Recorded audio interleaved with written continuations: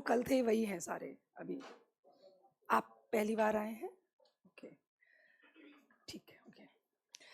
कल के बारे में अगर आपको कुछ भी है, आप कुछ फर्दर कुछ अपना कुछ ऐड करना चाहें या कुछ भी हो तो आप मुझे बताइएगा।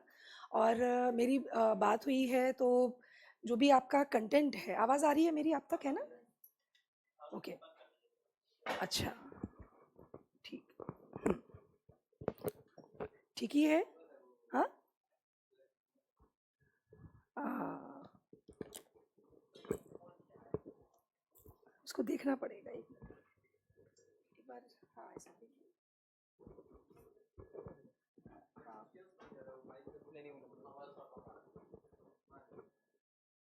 ठीक है, अच्छा, आई थिंक अब ठीक होगी। हाँ, अब आ रही है, अब आ रही है।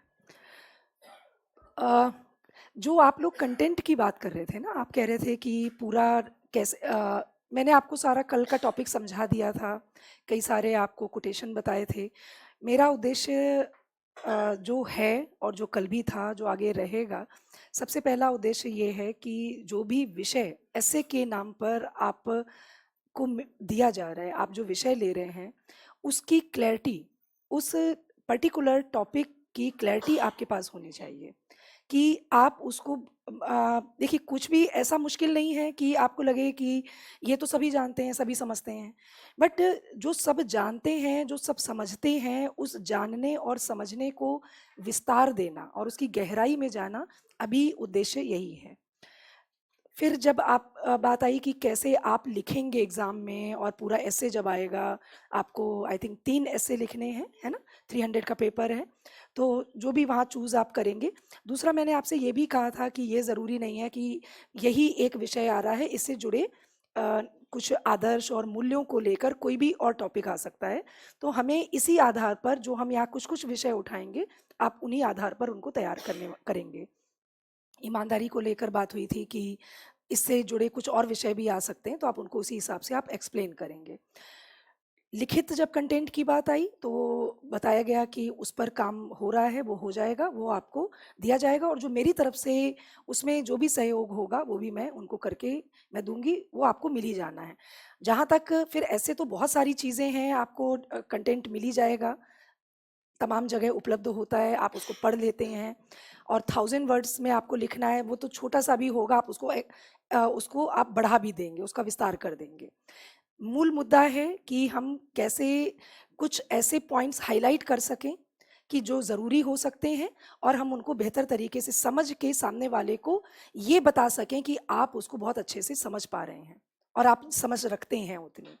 आज जो मैं विषय जिस पर अभी हम यहाँ बात करने वाले हैं, वो विषय है, और ये भी बहुत कॉमन विषय है, साहित्य समाज का दर्पण है। आप सबने सुना होगा, मैं एक बार टॉपिक बल्कि लिख देती हूँ यहाँ पर, ताकि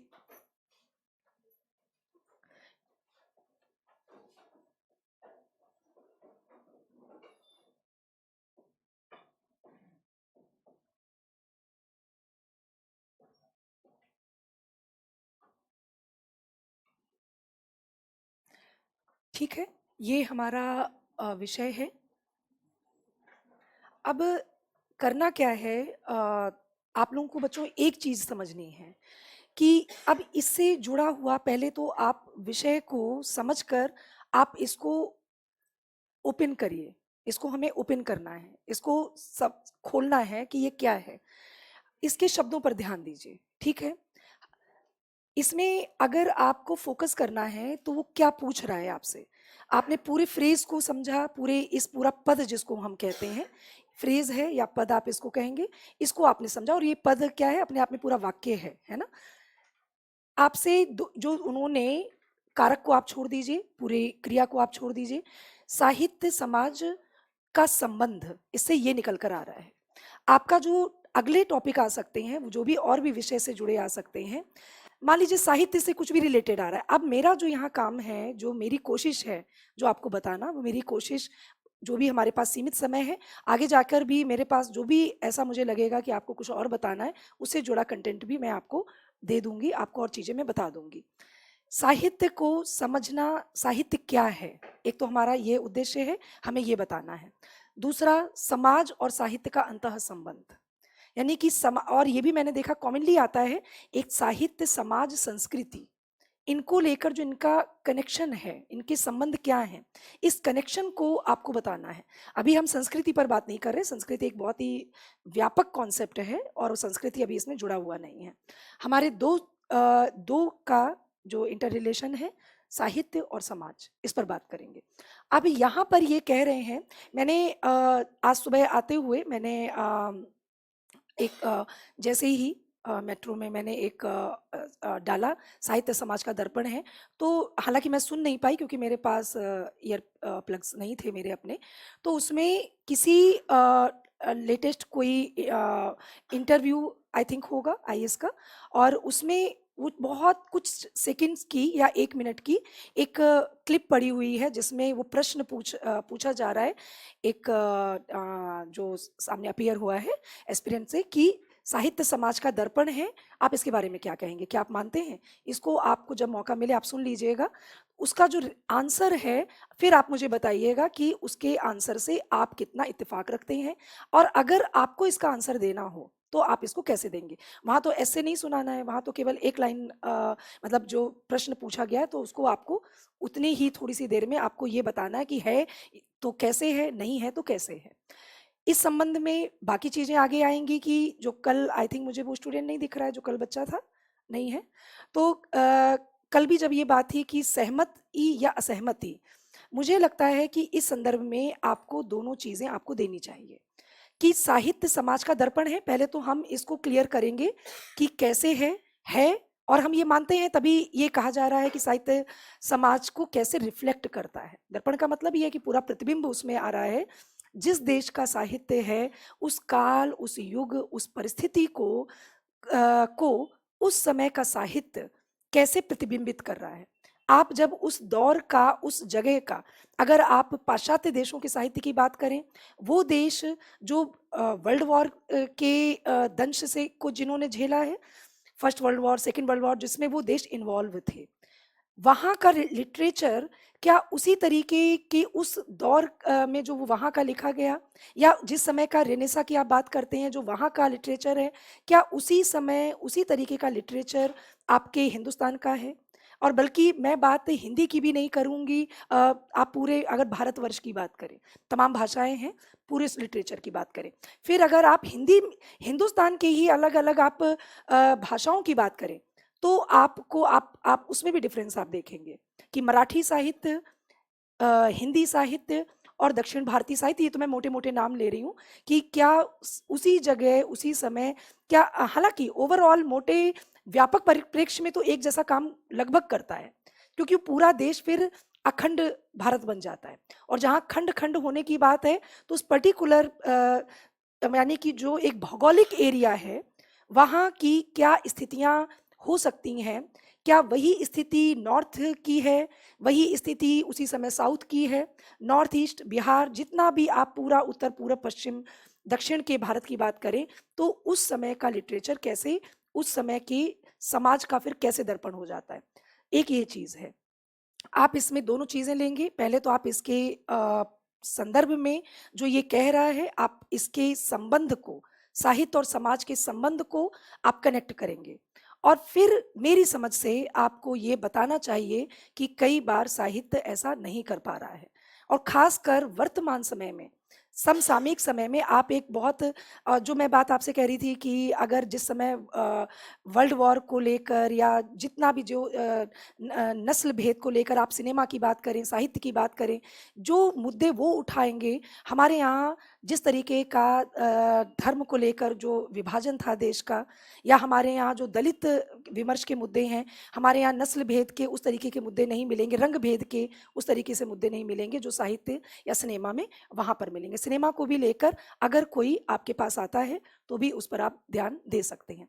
आज जो मेरा उद्देश्य है, पहले मैंने ये चीज़ देखी कि अब आप चूंकि नोट्स बनाते हैं, आप सारी चीज़ें नोट डाउन करते हैं, मेरा उद्देश्य आपको होगा कि आपको फिर मैं कनेक्शन बता दूंगी कि कैसे आप उन कोटेशंस को, उन चीज़ों को आप ऐड करेंगे अपने अपने ऐसे को, निबंध को अच्छा बेहतर बनाने के लिए। तो सबसे पहले जैसे कि मैं अगर बात करूं तो एक आचार्य रामचंद्र शुक्ल का एक बहुत अच्छा, आचार्य रामचंद्र शुक्ल का नाम क्या कोई आप लोग जानते होंगे? आचार्य रामचंद्र शुक्ल नहीं जानते? ओके।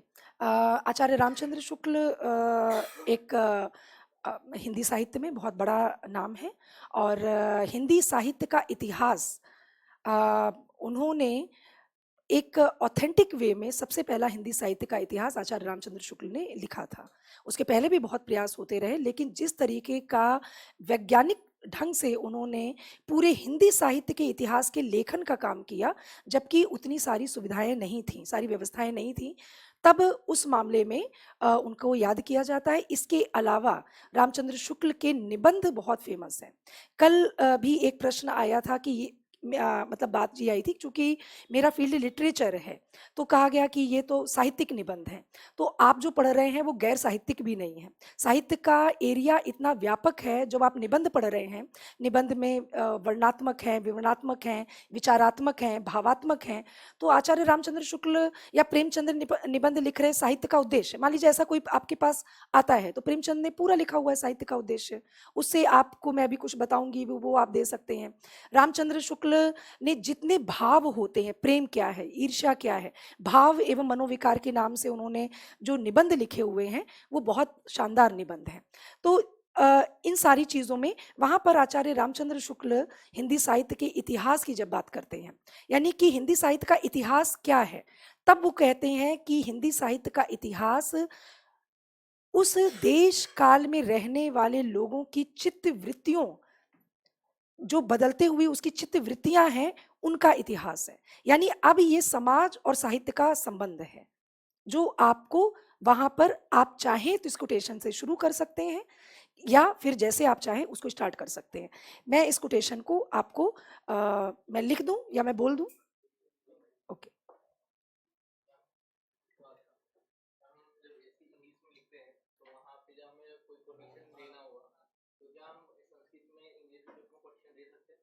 नहीं, आप अगर इंग्लिश में लिख रहे हैं और मेरे ख्याल से आपको उसको डिफाइन करना पड़ेगा इंग्लिश में। आपने संस्कृत का कोटेशन आप दे सकते हैं, हिंदी का दे सकते हैं। हम जब बहुत सारा मटेरियल पढ़ते हैं, आपने, क्योंकि उसका मूल वो है जो आप दे रहे हैं। रामचंद्र शुक्ल का मूल हिंदी भाषा में अगर दिया है, आप संस्कृत साहित्य का किसी को, आप कालिदास का कोई मान लीजिए कोट कर रहे हैं जी, तो आप उर्दू का कुछ भी ले रहे हैं, आप रविन्द्रनाथ टैगोर का कुछ अगर बांग्ला का आप कोट कर रहे हैं या कुछ भी है, तो मूल आप उस भाषा में अगर आपको आता है तो आप उसको उद्धृत करेंगे, वो ज़्यादा ऑथेंटिक होता है। फिर आप उसको डिफाइन कर दीजिए, आप क्योंकि आप उसको समझ पा रहे हैं, तो आप उसको बता दीजिए कि ये कोटेशन क्या कह रहा है। आप वैसे तो मुझे लगता है कि जो भी आप वो ऐसे चेक करने वाला है, उसको वो बाइलिंगुअल होते हैं, उनको इतना पता होता है, और बाइलिंगुअल या मल्टीलिंगुअल होंगे। अदरवाइज आपकी तरफ से ये जाना चाहिए कि आप अगर इंग्लिश का दे रहे हैं तो जो हिंदी में अटेम्प्ट कर रहे हैं वो उसको डिफाइन कर दें, और जो आप अगर दे रहे हैं तो आप उसको डिफाइन कर दीजिए, अपनी भाषा में डिफाइन कर दीजिए। उसके लिए अलग से कोटेशन को मूल भाषा में दे दीजिए, डिफाइन आप अपनी तरीके से कर दीजिए। ये आप कर सकते हैं अगर आप उचित समझें।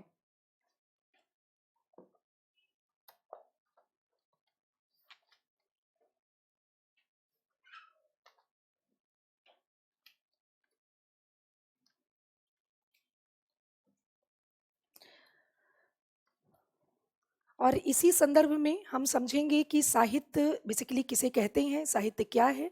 अभी हम सिर्फ स्टार्ट कर रहे हैं कि इसके लिए आपको एक 2-3 कोटेशन मैं आपको देना मैं दूंगी, जिनको आप जगह जगह इस्तेमाल करेंगे। सारे एक साथ तो नहीं देंगे, और जैसा कि मुझे लगता है कि कुछ भी जो भी बात आप कहें वो इतनी रेलिवेंट हो और वेल कनेक्टेड हो, तब आपको, नहीं तो फिर बहुत ही अनावश्यक भरा हुआ लगता है कि आप कोई चीज़ ज़बरदस्ती उसमें भर रहे हैं, कि जैसे आप रट कर आए हैं और सब कुछ यहीं पर आपको डाल देना है। होना ये चाहिए कि आपने बहुत सारी स्पीच सुने होंगे, तो अब यही तरीका होता है कि जहाँ जब ज़रूरत हो तब आप उसका इस्तेमाल करें। अदरवाइज नहीं तो आप बहुत सारे, जी जी जी, साहित्य का विकास बहुत संक्षेप में आपको बताना है आपको, और साहित्य का भी, लेकिन कौन से साहित्य का विकास आप दिखाएंगे ये भी है। मान लीजिए आप संस्कृत से शुरू करते हैं, है ना, तो ये भी मैं आपको थोड़ा सा बहुत संक्षेप में बताऊंगी। अब अगर आप साहित्य का विकास दिखाएंगे वो तो अपने आप में बहुत व्यापक धारणा हो जाएगी। जी 10 पेज क्यों? 10 कितना, कितने शब्द का है ये? 1000 में कितने पेज आते हैं? हाँ, इसका तो बहुत मटेरियल है। आप अगर 10 पेज भी आपको लिखना है, 10 पेज का भी मटेरियल है। 10 पेज, एक एक 1000 शब्द का कितना पेज होगा? 1000 शब्द का 10 तो पेज नहीं होगा। आप कितना, कैसे कितना राइट कर रहे हैं? हम्म, आराम से हो जाएगा, आराम से हो जाएगा। उतना, इससे उससे ज़्यादा कंटेंट है। आप देना चाहेंगे पर वो भी रेलिवेंट लगे।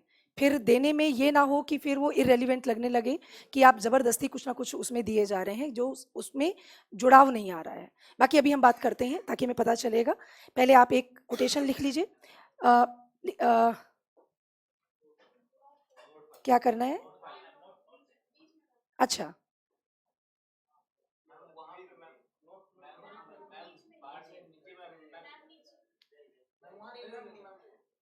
आप कर दीजिए इसको। अच्छा, ओके, ठीक, थैंक यू।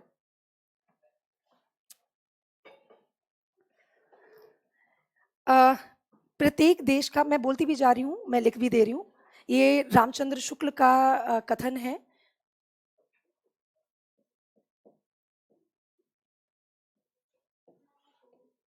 हाँ, मैं बोल भी दे रही हूँ, प्रत्येक देश का साहित्य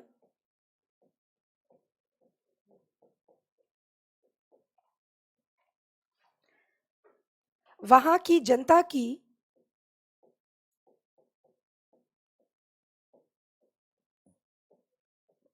आपको इसको याद करना पड़ेगा जब आप कोटेशन देते हैं, तो थोड़ा सा जो वो जिस भाषा और जिस शब्दावली में कह रहे हैं वो आपको याद करना पड़ेगा।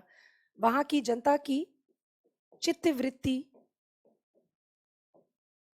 अच्छा, मुझे तो लगा कि बहुत ज़्यादा कंटेंट ना तैयार हो जाए, तो मैं थोड़ा संक्षेप में रखूं। फिर आपका अगर ये कंसर्न है कि 10 पेज आएगा कहाँ से, तो फिर तो बहुत मटेरियल है, आपको सब कुछ मिलेगा वहाँ। हाँ, जनता की चित्त वृत्ति का संचित प्रतिबिंब होता है।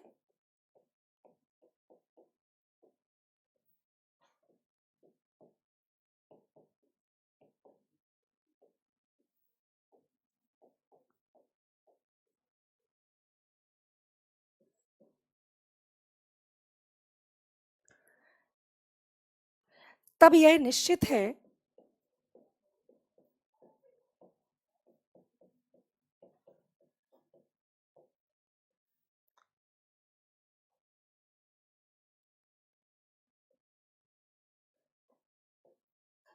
तब यह निश्चित है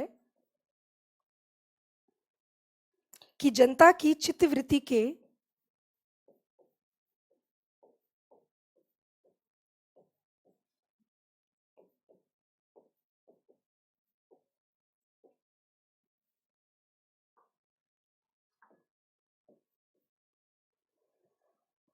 परिवर्तन के साथ साथ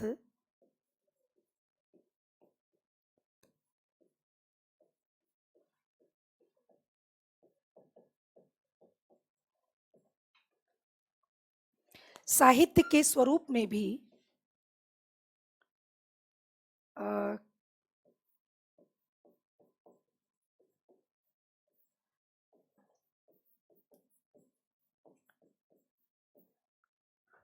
स्वरूप में भी, ये नीचे आई थिंक आ जाएगा, इतना स्पेस है, नहीं तो फिर इसको मैं रेज करना पड़ेगा। स्वरूप में भी परिवर्तन होता चलता है।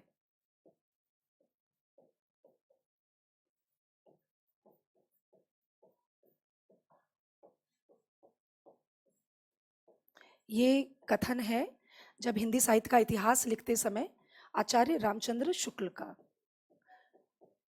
क्योंकि वो हिंदी साहित्य का इतिहास लिख रहे हैं।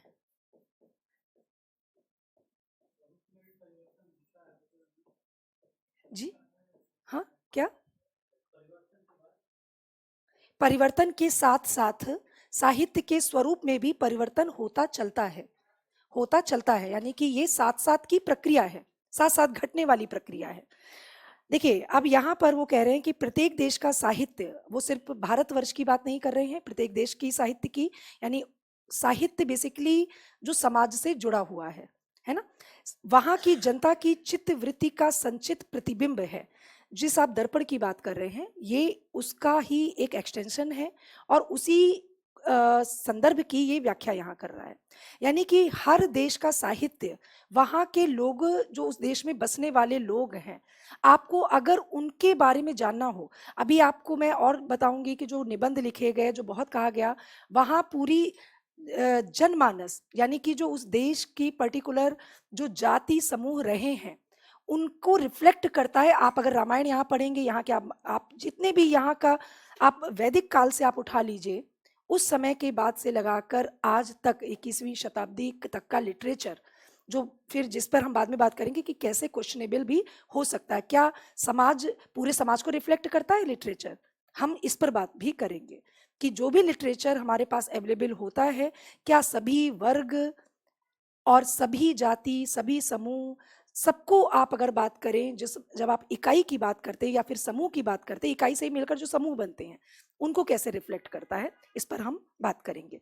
तो वो कहते हैं कि जनता की चित्त वृत्ति का संचित प्रतिबिंब होता है, तब यह निश्चित है कि जनता की चित्त वृत्ति के परिवर्तन के साथ साथ, कहते हैं जब अगर ऐसा है कि उस देश का साहित्य जनता की चित्त वृत्ति का संचित, यानी कि जो इकट्ठे होते जाते हैं चीजें, उनको वो रिफ्लेक्ट करता है कि ये देश ऐसा है। नहीं तो हम कैसे बात करते हैं कि यहाँ के लोग बड़े अच्छे हैं, यहाँ के लोग ऐसे हैं, यानी हम मानकर चलते हैं कि ओवरऑल उस जगह आप उससे आप चीजों को समझते चलते हैं। उसका एक तरीके से दस्तावेजीकरण भी है लिटरेचर, जो इस बात को दिखाता है।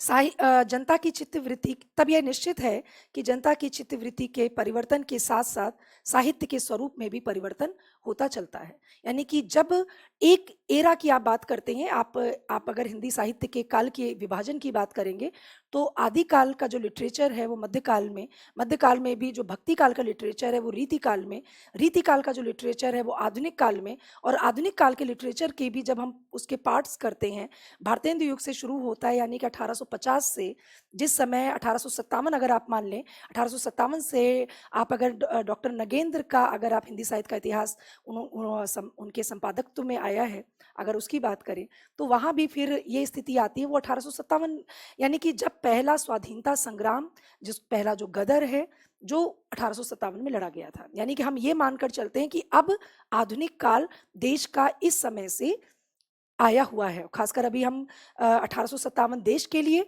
और खासकर हिंदी पट्टी के लिए तो है। भारतेंदु हरिश्चंद्र इसके जनक माने जाते हैं। उस समय का लिटरेचर द्विवेदी युग का 1900 में जो शुरू होता है, यानी 1900 में जब महावीर प्रसाद द्विवेदी आते हैं, जयशंकर प्रसाद, जो छायावाद युग, प्रेमचंद, उस समय का लिटरेचर, महादेवी वर्मा, पंत, निराला, बहुत सारे, जिस तरीके की विधाएं, अलग अलग दिशाओं में विधाएं जा रही हैं, लिखी जा रही हैं। प्रेमचंद इस मामले में बहुत इंपॉर्टेंट, इनका आप एक नोट कर लीजिए, उसको आप रीड कर लीजिएगा। प्रेमचंद का साहित्य का उद्देश्य, मैं दो आपको निबंध बता रही हूँ, इनको आप इनके पीडीएफ आराम से मिलेंगे, और ये आप इनको एक बार रीड कर लीजिए। अगर इनसे आपको कुछ और भी इंपॉर्टेंट लगता है तो आपको समझ में आएगा। मान लीजिए आपको एक निबंध ही आ जाता है कि साहित्य का उद्देश्य क्या है, साहित्य का उद्देश्य बताइए, तो पूरा का पूरा निबंध ही प्रेमचंद लिख रहे हैं। बट जाहिर सी बात है कि आप पूरा कॉपी पेस्ट तो नहीं करने वाले हैं, उनसे आपको कुछ जरूरी चीजें आप उससे कोट करेंगे, और उससे चीजें समझ कर आप अपनी चीजों को बताएंगे कि साहित्य का उद्देश्य क्या है। फिर साहित्य का जो उद्देश्य है, वो साहित्य, आपकी नजर में साहित्य का क्या उद्देश्य हो सकता है, आपको क्या लगता है, आप बताइए। लिटरेचर पढ़ते हैं थोड़ा बहुत? हाँ, और क्या करता है?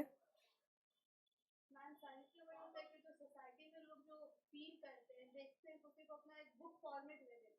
और जब वो सोसाइटी को अगर जानना होता है, अगर हम एट ए टाइम वहाँ तो प्रेजेंट नहीं रहते हैं, तो साहित्य से वो जान सकते हैं, फिर अपने आप को भी जान सकते हैं और एक्सप्लेन कर सकते हैं। हाँ ठीक है, वैसे जैसे शाब्दिक अर्थ अगर आपको बताएं, तो जो इस जिस भाव को लेकर वो चल रहा है, साहित्य के संदर्भ में कई लोग कहेंगे साहित्य क्या है, कविता है, कहानियां है, नाटक है, यही है ना। वे कहेंगे क्या है, ये लिखा जा रहा है, यही साहित्य है। साहित्य एक तो हाँ, फिलोसफिकल ड्रामा नहीं, फिलोसफिकल ड्रामा कैसे होगा। साहित्य सबसे बड़ी चीज ये है कि इंसान बनाता है, संवेदना को पैदा करने का काम साहित्य करता है। सबसे इम्पॉर्टेंट चीज़ ये है कि जो भी लिटरेचर पढ़ता है, आप ह्यूमैनिटीज़ के सब्जेक्ट की बात करते हैं, लिटरेचर सबसे बड़ा उसका एक जो पोर्शन है लिटरेचर, आप आर्ट्स की बात करते हैं ना, आर्ट के सब्जेक्ट हैं, कॉमर्स एंड साइंस, आप इस तरीके से स्ट्रीम डिवाइड करते हैं। तो आर्ट्स क्या करता है, लिटरेचर क्या करता है? लिटरेचर, उसका तो शब्द ही बना है साहित्य, सा प्लस हित, यानी हित की भावना के साथ। वो जो मुझे बार बार याद आता है कि कबीर कहते हैं ना कि पोथी पढ़ पढ़ जुग भया पंडित भया न कोय, ढाई आखर प्रेम का पढ़े सो पंडित होए। सही मायने में साहित्य आपको प्रेम क्या है, और प्रेम का मतलब क्या है कि जीव मात्र के प्रति प्रेम, वो आपको जब सिखा दे, जब आपके अंदर फीलिंग्स क्या होती हैं। आप पोइट्री क्यों पढ़ते हैं? आप किसी भी देश का लिटरेचर आप पढ़ लीजिए, किसी भी भाषा का लिटरेचर पढ़ लीजिए, वो लिटरेचर क्या पढ़ता है, भावनाएं क्या होती हैं, उससे आपको रूबरू कराता है, उससे आप उसको फील जब आप होते, जब आप पाब्लो नेरूदा को पढ़ते हैं, आप किसी भी लिटरेचर, आप किसी को भी उठाकर पढ़िए, तो जो एक उसमें क्या है ना, एक स्पॉन्टेनियस ओवरफ्लो ऑफ फीलिंग्स, यानी कि स्ट्रॉन्ग फीलिंग्स का एक स्पॉन्टेनियस ओवरफ्लो हो जाना। आप जब उसको इतना महसूस कर रहे हैं भीतर तक, तब आपका जो एक उच्छ्वास है, स्पॉन्टेनियस फ्लो मतलब जो उच्छ्वास एकदम से जो निकल उठे। वाल्मीकि का आपने नाम सुना है, महाकवि वाल्मीकि, ठीक है, रामायण उन्होंने लिखी है, पहले आदि कवि माने जाते हैं।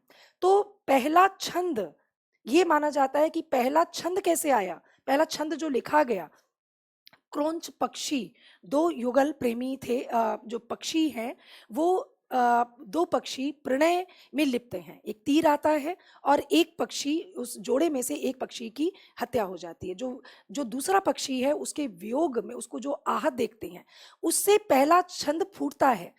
तो इसके लिए लिखा है ना कि करुण से फूटा होगा पहला गान, यानी कि करुणा से जो पहला गान, यानी कि जो पहली एक कविता का छंद फूटा था, वो उससे आया था। तो साहित्य क्या है? तो साहित्य, एक तो ये भी आपको आप बता दीजिएगा, ये शब्द साहित्य, सा प्लस हित, इसमें भी देखिए पहले क्या होता था कि लिटरेचर, साहित्य शब्द 8वीं 9वीं शताब्दी से इस्तेमाल होना शुरू हुआ है, ईसा के बाद की। इसके पहले लगभग काव्य, आप पूरा काव्य शास्त्र आप पढ़िए तो वहां पर काव्य ही आता है, काव्य हेतु, काव्य प्रयोजन, काव्य दोष, काव्य गुण, वहां पर गद्य और पद्य ऐसा नहीं आता है।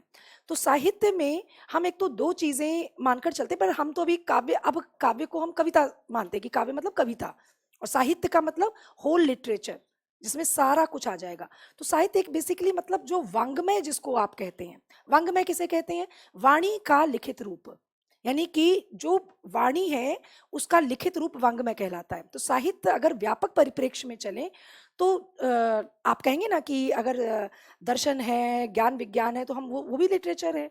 तो इस तरीके से साहित्य के भी मोटे अगर व्यापक परिप्रेक्ष्य में देखें तो दो इसके रूप हो जाते हैं, एक तो ज्ञान प्रधान साहित्य, दूसरा भाव प्रधान।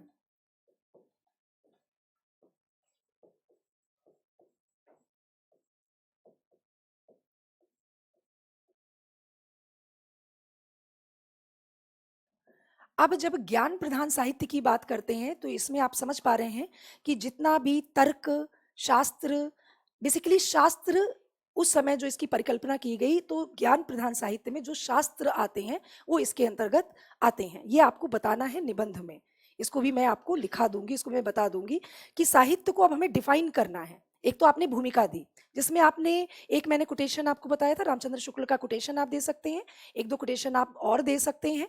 आपको अगर हम इसका मोटा मोटे फ्रेम की बात करें तो आपको इसके अंतर्गत क्या डालना है, इसके अंतर्गत आपको क्या बता सकते हैं, और भी कुछ अगर मिलता है वो भी आप ले सकते हैं। जैसे एक आप दे सकते हैं कि साहित्य क्या है, या साहित्य किसे कहते हैं, है ना।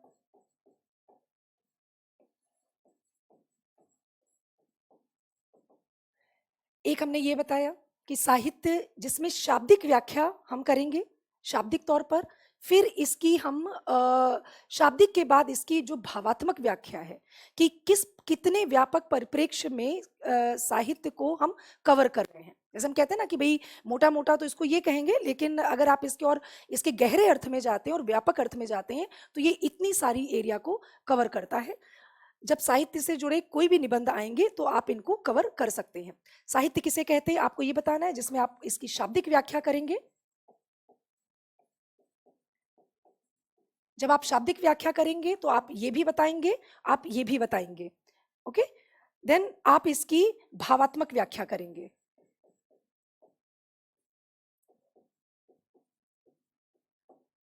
दूसरा पॉइंट हमारा हो सकता है कि साहित्य का उद्देश्य, तभी हम इसको साहित्य और समाज को इसको इंटरकनेक्ट कर पाएंगे कि साहित्य का उद्देश्य क्या है, क्यों साहित्य क्यों पढ़ा जाए। मान लीजिए आपसे कोई कहता है कि भाई साहित्य की हम बात कर रहे हैं और साहित्य क्यों पढ़ना चाहिए, हम साहित्य क्या बदल रहा है, साहित्य क्या दे देगा। अगर ऐसा कुछ है तो साहित्य क्यों पढ़ा जाए, क्यों पढ़ने पढ़ाने की बात, इतनी यूनिवर्सिटीज़ हैं और इतना कुछ आप अपना वक्त दे रहे हैं, उसको पढ़ते हैं, क्यों पढ़ते हैं, क्यों पढ़ना चाहिए। तो साहित्य का उद्देश्य क्या है,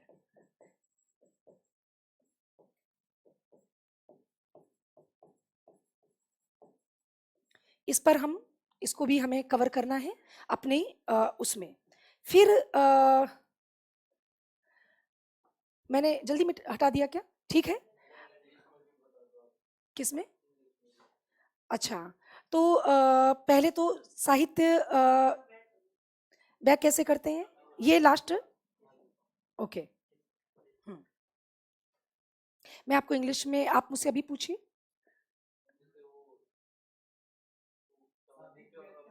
शाब्दिक व्याख्या यानी कि इसका साहित्य शब्द जो वर्ड है उसको डिफाइन करना है कि इस वर्ड यानी कि ये शब्द कैसे आया, इस लिटरेचर शब्द, लिटरेचर को बेसिकली आप डिफाइन करेंगे।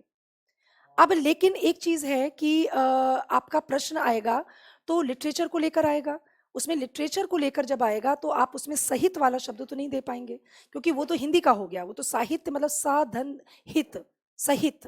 ओके, तो लिटरेचर में आपको फिर लिटरेचर को डिफाइन करना है कि लिटरेचर से आपका क्या अभिप्राय है, तो आप लिटरेचर को डिफाइन करिएगा कि लिटरेचर किसे कहते हैं। और भावात्मक व्याख्या में आप इसकी शाब्दिक व्याख्या में नहीं जा रहे हैं, लिटरेचर का गहरे और व्यापक मायने क्या है, कि ये केवल आपने तो कहा कि लिटरेचर की जो लिखा गया, कहा गया, जो शब्द आपने, जो पावरफुल फीलिंग्स हैं, है ना, जिसमें यथार्थ और कल्पना यानी कि इमेजिनेशन है और आपका जो यथार्थ है, जो रियलिटी है, उसको जोड़कर जो आपकी फीलिंग्स हैं उनको आप एक्सप्रेस कर रहे हैं, वो लिटरेचर है ना। वो तो ना कोरा कल्पना है ना कोरी यथार्थ है, कोरा यथार्थ है तो वो इतिहास बन जाएगा या कोई रिपोर्ट बन जाएगी। कल्पना और यथार्थ के मिश्रण से इतिहास के एक कदम आगे जाकर जब वो लिटरेचर बात कर रहा है, वो जाकर वो साहित्य बन जाता है। भावात्मक व्याख्या का आशय ये है कि आप इसकी गहराई में जाएंगे कि साहित्य, फिर आप बताएंगे कि साहित्य क्या है, जिस पर हम अभी बहुत लंबी बात करने वाले हैं, वो पूरा उसके अंतर्गत आ जाएगा। आप इसमें ये कर सकते हैं कि वर्ड को डिफाइन करना है शाब्दिक में, और भावात्मक में आप इसकी व्याख्या उस तरीके से करेंगे कि साहित्य व्यापक अर्थ में इसका क्या मायने है, कि केवल यही नहीं है कि और हम इसके दूर तक इसके क्या अर्थ ले सकते हैं, उस दूर तक जो दूरगामी अर्थ हैं। और हमें यहाँ पर ये कवर करना है कि साहित्य अन्य तमाम तरीके के लिटरेचर से कैसे अलग है। जैसे आप हिस्ट्री पढ़ते हैं, हिस्ट्री को भी लोग लिटरेचर कहते हैं, कहते हैं ना कि भाई जितना भी ये लाइब्रेरी में जितना लिटरेचर है उसको उसको हमें इकट्ठा करना है, उसको आपके पास जितना लिटरेचर है, तो लिटरेचर में वो मार्क्स का लिटरेचर हो सकता है, राजनीति से जुड़ा, अर्थ से जुड़ा बहुत सारा लिटरेचर हो सकता है। कि आप जब चाणक्य को पढ़ रहे हैं वो भी लिटरेचर है, बहुत सारा कुछ आप पढ़ रहे हैं वो भी लिटरेचर है।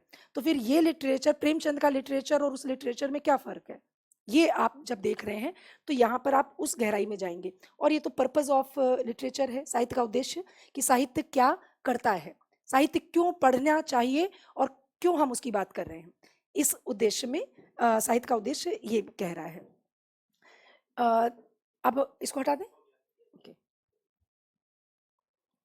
हाँ, थैंक यू। देन अब हमें जो कवर कर सकते हैं साहित्य के उद्देश्य पर हमने बात की। साहित्य किसे कहते हैं, ये एक बड़े परिदृश्य में चलेगा कि साहित्य आप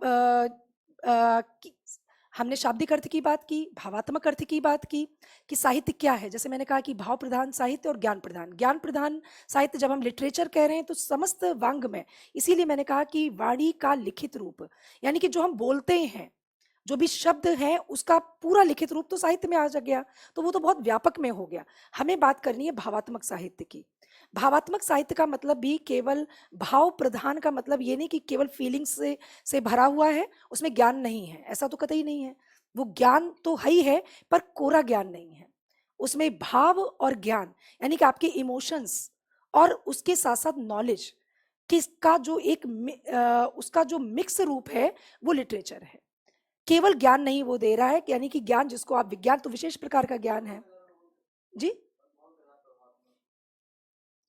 अनुभव भी इसमें आ जाते हैं, बेसिकली जो संवेदनात्मक ज्ञान है। अगर आप लिटरेचर की परिभाषाएं पढ़ेंगे तो इसको आप संवेदनात्मक ज्ञान कह सकते हैं, कि ज्ञान है पर संवेदनात्मक है, कि जो संवेदना से उत्पन्न हुआ ज्ञान है वो लिटरेचर के अंतर्गत आता है, क्योंकि आप उससे कुछ प्राप्त कर रहे हैं, आप उसे कुछ पाकर जा रहे हैं। आप केवल पढ़कर खत्म नहीं कर देते अगर अच्छा लिटरेचर है। अगर आप टॉल्स्टॉय का वॉर एंड पीस पढ़ते हैं, प्रेमचंद का गोदान पढ़ते हैं, गोदान पढ़ के आप प्रेमचंद की कहानी अगर पूस की रात भी पढ़ लेते हैं, कफन पढ़ लेते हैं, शतरंज के खिलाड़ी है, हामिद की कहानी है, ईदगाह कहानी है, और कौन सी कहानी है, बूढ़ी काकी, बड़े घर की बेटी, बूढ़ी काकी, नमक का दरोगा, ऐसी बहुत सारी उनकी कहानियां हैं। तो आप, मुझे जो लगता है कि साहित्य अगर वो वाकई में साहित्य है, तो आप उसको पढ़ने के बाद तुरंत आप अपने काम में नहीं लग जाते हैं, तुरंत आपका दिमाग ऐसा नहीं है कि जैसे आप रील एंड मीम्स देखते हैं कि हो गया खत्म हो गया। आपको वो सोचने के लिए विवश करता है। आप पढ़कर तुरंत आप वही नहीं रह जाते हैं जो पढ़ने से पहले आप थे। मैं उसको उस फॉर्म में ही देखती हूँ जैसे एक अच्छा सिनेमा, एक अच्छा साहित्य, या कला का साहित्य एक कला का फॉर्म है, जैसे कला के अन्य फॉर्म है। एक अच्छी पेंटिंग, एक अच्छी चित्रकारी, एक अच्छा स्थापत्य, जो आपको सोचने के लिए विवश कर दे, आपके कुछ चिंतन की ओर ले जाए, आप उससे परिष्कृत हो रहे हैं, आप उससे कुछ बदल रहे हैं, तब वो लिटरेचर है। नहीं तो फिर उसके मायने नहीं है।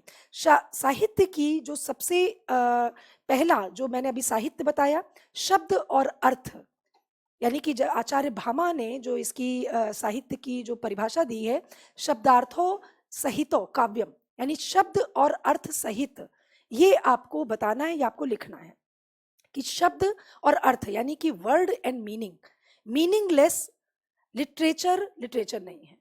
अगर उसमें भाव नहीं है, अगर उसमें अर्थ नहीं है, तो उसका कोई मायने ही नहीं है, वो तो फिर व्यर्थ है, बेकार है। तो उस संदर्भ में भी हाँ आपको लिखना है कि साहित्य की परिभाषा की हम बात कर रहे थे कि साहित्य क्या है, तब आपको ये बताना है कि साहित्य, एक जो लिटरेचर की हम बात कर रहे हैं, वो शब्द और अर्थ सहित एक ऐसा ज्ञान और भाव का यानी कि वांग में एक ऐसा मतलब एक ऐसी चीज जो आपको बदलने का, और आपकी जो क्योंकि उसमें क्या किया कि समाज जो आप हैं वो आपसे ले तो रहा ही है, फिर आपको दे भी रहा है।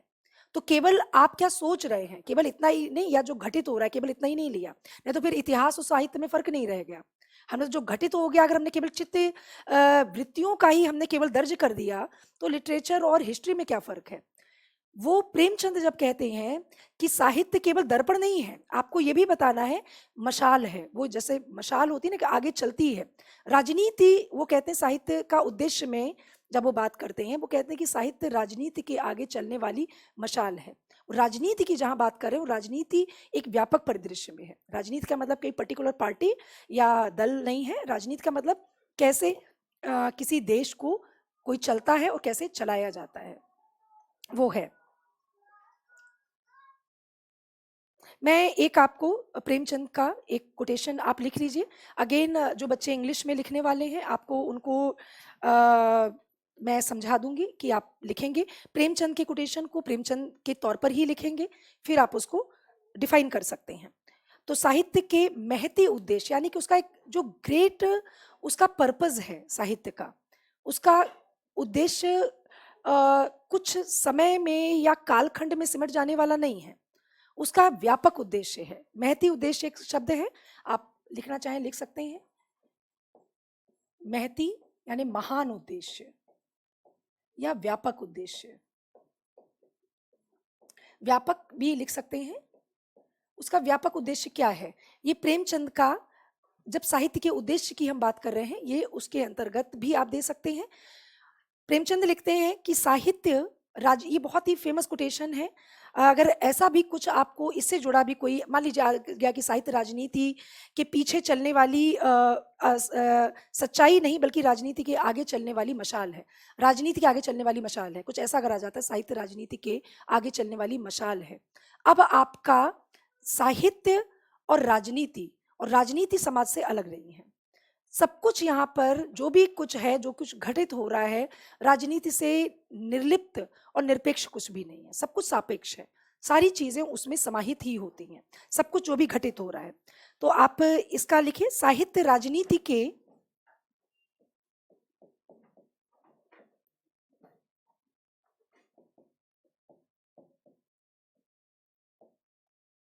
राजनीति के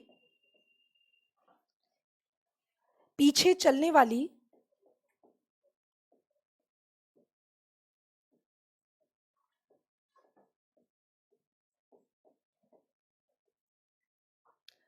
सच्चाई नहीं,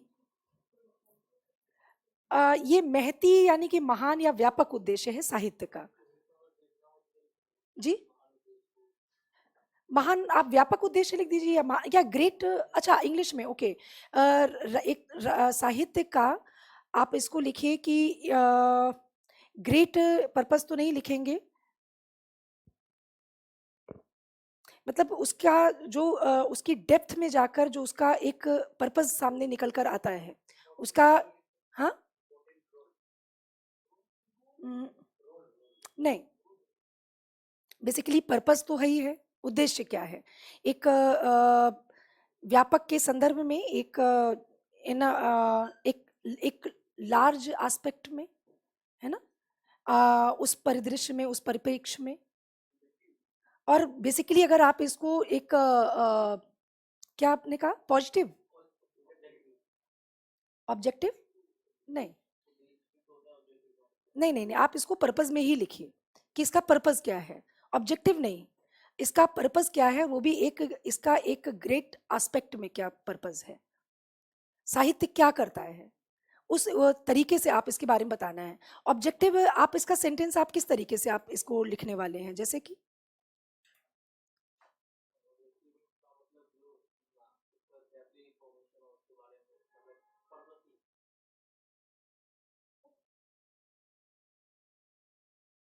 स्कोप भी नहीं है, ये है तो ये प्योरली केवल उद्देश्य है, प्योरली उद्देश्य है, आप जिसको पर्पस कह रहे हैं कि साहित्य क्यों और किस लिए पढ़ा जाए और क्यों लिखा लिखा जा रहा है, क्यों पढ़ा जा रहा है, ये आप उस तरीके से आप उस जगह जाकर बात कर रहे हैं। तो साहित्य राजनीति के पीछे चलने वाली सच्चाई नहीं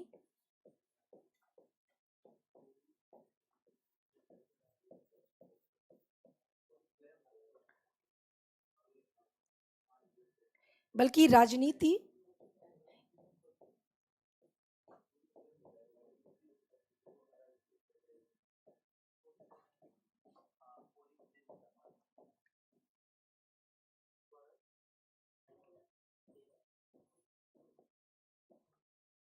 सॉरी,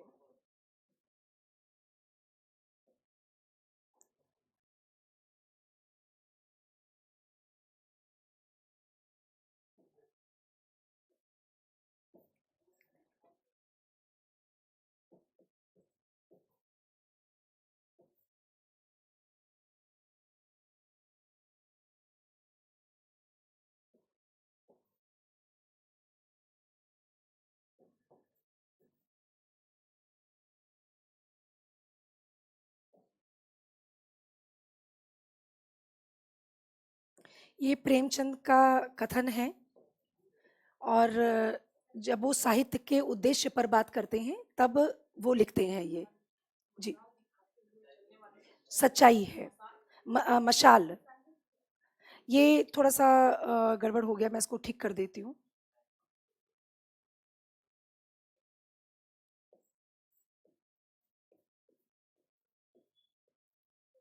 ये मशाल।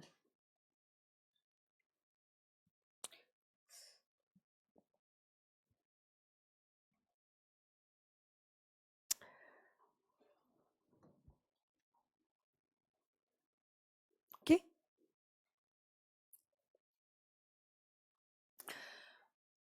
अ, जब हमने साहित्य के उद्देश्य की बात की, साहित्य के अर्थ की बात की, अर्थ की में जब आया तब हमने उसके शाब्दिक अर्थ की बात की। जब अर्थ की बात आई तब हमने साहित्य के अर्थ के व्यापक परिदृश्य में और उसके सीमित अर्थ में, यानी कि उसका एक सीमित अर्थ क्या हो सकता है, शाब्दिक अर्थ या सीमित अर्थ आप कह सकते हैं, और उसके बाद उसका एक व्यापक अर्थ क्या हो सकता है, उस संदर्भ में हमने बात की। साहित्य के उद्देश्य में हम बात कर इस पर हमने लंबी बात होती जाएगी, जिसमें अब साहित्य और समाज का संबंध आएगा कि साहित्य समाज से कैसे जुड़ा हुआ है।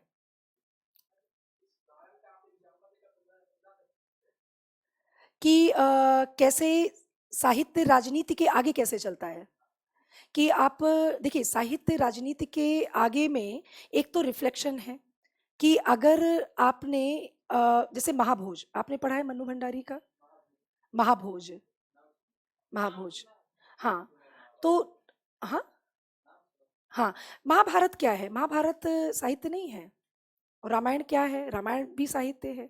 तो अगर मुझे लगता है कि हम बहुत दूर क्यों जाएं, अगर महाभोज की बात कर रहे हैं या गोदान की बात कर रहे हैं या फिर किसी किसी कहानी की बात कर रहे हैं, कुछ भी बात कर रहे हैं, या मान लीजिए हम नाटकों की बात कर रहे हैं, तो रामायण और महाभारत में भी क्या बुराई है। अब जैसे मैं आपको एक उदाहरण देती हूँ कि आपने अगर अभी तो राजनीति की भी बात हम करेंगे कि एक दंभ की दंभ अभिमान या जो कई समय से कौरवों के अंदर संचित होता रहा लंबे समय से कि मेरे पिता के बाद मुझे जो राजगद्दी मिलनी चाहिए, पांडव उसके उत्तराधिकारी कैसे हो सकते हैं। जब पिता पांडव जब गद्दी छोड़ दी तो धृतराष्ट्र बैठे, तो इस हिसाब से दुर्योधन का था कि अब मुझे बनना चाहिए, लेकिन युधिष्ठिर उसके हकदार बनते हैं। धीरे धीरे वो ईर्ष्या इतना घर करती चली जाती है कि जब बात आती है कि कोई युद्ध नहीं होगा, सब चीज़ें सुलझाई जा सकती हैं, वो कहते हैं कि बिना युद्ध के सुई के नोक के अग्रभाग के बराबर भी मैं भूमि नहीं दूंगा, मुझे युद्ध करिए और मुझे हराइए और जीत जाइए। क्योंकि उनको लगता है कृष्ण उनको समझाने का काम करते हैं कि बहुत लोग मारे जाएंगे, निर्दोष जनता मारी जाएगी, बहुत कुछ हो जाएगा, ये इतना नरसंहार क्यों कराना। तो ठीक है, उनको इतनी जमींदारी दे दीजिए, आप अपना रहिए, वो अपना रहें, नहीं मानते हैं और ये युद्ध होता है। जब आप लिखते हैं कि कैसे साहित्य समाज के दर्पण की अगर हम बात करें, तो आप शुरू में हमारे पास वेद आते हैं, वेद के बाद उपनिषद, ब्राह्मण, और फिर हमारे पास जो लौकिक साहित्य है वो लिखा जा रहा है। अब उसमें एक समय में रामायण आता है। रामायण में जो कहानी है, पुत्र पिता की आज्ञा मानने के लिए कोई तर्क नहीं करता, कुछ भी नहीं कहता, राज्य का लोभ लालच नहीं है, यानी कि पूरी तैयारियां हो चुकी हैं राज्याभिषेक की, उनको बस केवल गद्दी पर बैठना है। लेकिन उनका ये कि पिता ने कहा है तो मैं प्राण जाए पर वचन न जाए, ये जो रघुकुल रीत सदा चलाई जैसी जो जो आदर्श हैं, उनके चलते भाई कहता है कि मैं भी आपके साथ चलूंगा, पत्नी तो सारा सब कुछ त्याग करके साथ में चलती हैं और चले जाते हैं वचन का महत्व रखने के लिए। जो पूरी कहानी है, यानी कि जब रामायण लिखी जा रही है, जब आदि कवि वाल्मीकि की बात कर रहे हैं और रामायण लिख रहे हैं, ठीक है, वहां पर चलने के बाद भरत से ये कहा गया, जिसके लिए पूरा सारा सब कुछ घटित हो गया, और भरत को कि आप ननिहाल से आते हैं और उनको खबर मिलती है, ननिहाल में ही पिता की मृत्यु का समाचार पहुंचता है, फिर सारी बातें उनको पता चलती हैं, रामायण आप सब जानते हैं। तो वो जाते हैं वहां पर कि नहीं, और उनको कहते हैं कि लगता है भरत उनको सूचना मिलती है जो उनके राम जिस वन में है, कि लगता है वो सेना लेकर आ रहे हैं और आप लगता है आपको भी खत्म करना चाहते हैं। उनको पता है कि भाई ऐसा नहीं करेगा, और भरत राजगद्दी देने के लिए आतुर हैं, कि मैं नहीं बैठ सकता भाई के होते हुए। क्या होता है, चरण पादुकाएं लेकर चले जाते हैं। मैं आपका एक ट्रस्टी की तरह मैं इंतजार करूंगा, राज्य आपका है, 14 वर्ष का वनवास अगर आप अड़े हुए हैं अपनी बात पर, वचन निर्वाह आपको करना है तो ठीक है, 14 वर्ष के बाद एक ट्रस्टी की तरह मैं इसकी देखरेख कर रहा हूँ, उसके बाद ये आपका है।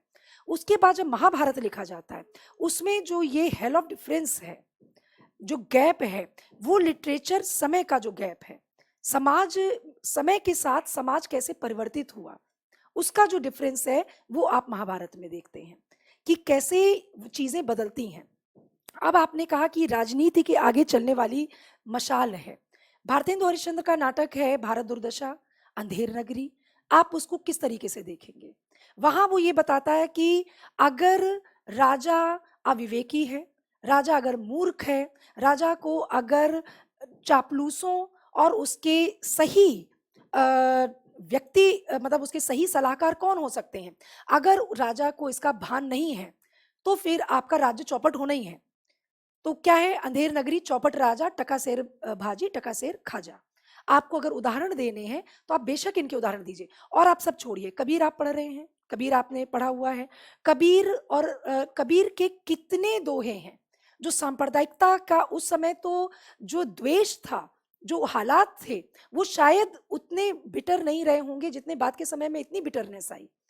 अब अगर भीष्म साहनी अगर लिख रहे हैं कि अमृतसर आ गया, फिर वो बता रहे हैं कि किस, अगर वो तमस लिख रहे हैं, उपन्यास लिख रहे हैं, तो एक एक कहानी, एक एक नाटक, एक एक चीजें, महाभोज मनु भंडारी एक बड़ा शानदार उनका उपन्यास था, बाद में वो नाटक बन जाता है। तो वो नए समय का कैसे एक उभार है, राजनीति में दलितों को कैसे मोहरा बनाया जाता है इस तरीके से, और कैसे जो बहुत ही सफेद नकाब पोश व्यक्ति, सफेद पोश व्यक्ति है, वो कैसे नकाब डाले हुए है, पता ही नहीं चलता कि भीतर क्या है और बाहर क्या है। तो ये उस समय की राजनीति, जब दलित राजनीति का समाज में अभ्युदय हो रहा था, चीजें सामने आ रही थी, इंदिरा गांधी की सरकार थी, उस समय को एक उसका बना के, उस समय एक बहुत बड़ा कांड हुआ था, मैं अभी थोड़ा नाम मैं भूल रही हूँ, कोई गांव था जिसमें पूरा आग लगा दिया गया था। हाँ हाँ हाँ हाँ हाँ, आप सही कह रहे हैं, मुझे सा से बस याद आ रहा था, मैं पूरा अभी पूरा एग्जैक्टली मैं भूल रही थी। तो उसके वो बहुत आहत होती हैं मन्नू भंडारी, और वो लिखती हैं।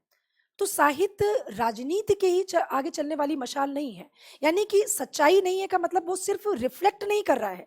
मैंने इसी संदर्भ में आपसे कहा कि आप जब ये लिखने वाले हैं कि साहित्य समाज का दर्पण है, तो आपको ये भी बताना है कि केवल दर्पण ही नहीं है वो। दो चीजों में आप ध्यान से आप नोट कर लीजिए, क्योंकि फिर मैं भूल जाऊंगी, कि एक चीज साहित्य समाज का दर्पण तो है, सच्चाई तो बता ही रहा है, बट केवल दर्पण नहीं है, वो मशाल भी है ना। अगर केवल दर्पण होता तो फिर तो वो इतिहास बन जाता। अभी मैं आपको एक कोटेशन और बताऊंगी कि कैसे इतिहास और साहित्य में कैसे फर्क है। तो साहित्य दर्पण तो है ही है, जो घटित हो रहा है हमारे यहाँ, जो हमारे यहाँ सांप्रदायिक विभाजन हुआ, उसको लेकर अगर जितना कुछ लिखा गया, जितना कुछ कहा गया, है ना, तो उसको लेकर लिटरेचर वो दर्पण है। उसको पढ़कर जो हिंदुस्तान को करीब से नहीं जानता है, वो अगर गर्म हवा जैसी सिनेमा देखता है, अगर वो यहाँ का साहित्य पढ़ता है, तो वो समझेगा कि हिंदुस्तान पर क्या क्या बीती होगी। मंटो का आप अगर आपने पढ़ा कि उसकी खोल दो जैसी कहानी अगर आप पढ़ते हैं, तो आप मतलब एक फ्रीज हो जाना आप महसूस करेंगे, कि जैसे आप फ्रीज हो गए हो, मतलब कि क्या कुछ हुआ था उस दरमियान। और भी बहुत कुछ है एग्जैक्टली अभी मुझे बहुत नाम याद नहीं आ पाएंगे। और दूसरा दर्पण है, एक तो आपने ये इसको क्लियर किया, फिर आप बता रहे हैं कि राजनीति के आगे चलने वाली मशाल है, जिसमें आप ये बता रहे हैं कि कैसे लिटरेचर सॉरी मैं पानी पी लूं।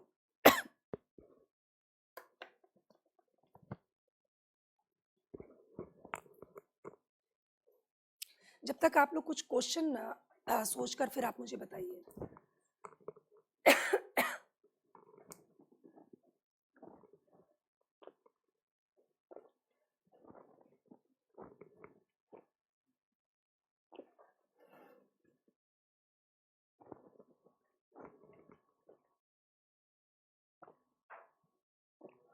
कुछ क्वेश्चन आप बताइए मुझे। नहीं नहीं, डेफिनेटली हम लोग तो यहाँ इकट्ठे ही इसीलिए हुए हैं कि बातचीत कर सकें। साहित्य में श्लोक तो मतलब होते हैं, श्लोक कहने का मतलब श्लोक एक अलग चीज होती है ना, जैसे रामायण और महाभारत में श्लोक है। श्लोक इसलिए हैं क्योंकि उस समय छंद चल होता था, छंद में काव्य लिखा जाता था। श्लोक का और कोई मतलब नहीं, श्लोक बेसिकली छंद है, आप उसको छंद कहिए।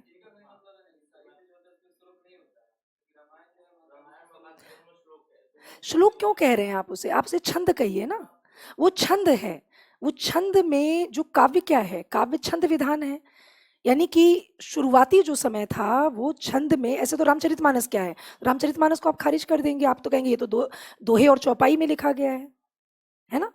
फिर उसके आगे कोई लिटरेचर किसी दूसरे छंद में लिखा गया है, फिर कोई गीत है, कोई कविता है, कोई शायरी है, तो उसको आप खारिज नहीं कर देंगे। हाँ, प्रश्न पहले मुझे बताएं।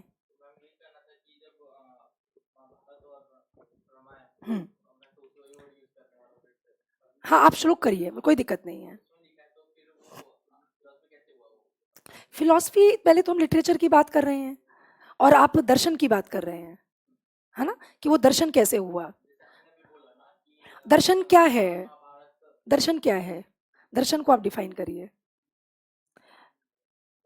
हाँ, दर्शन फिलॉसफी क्या है?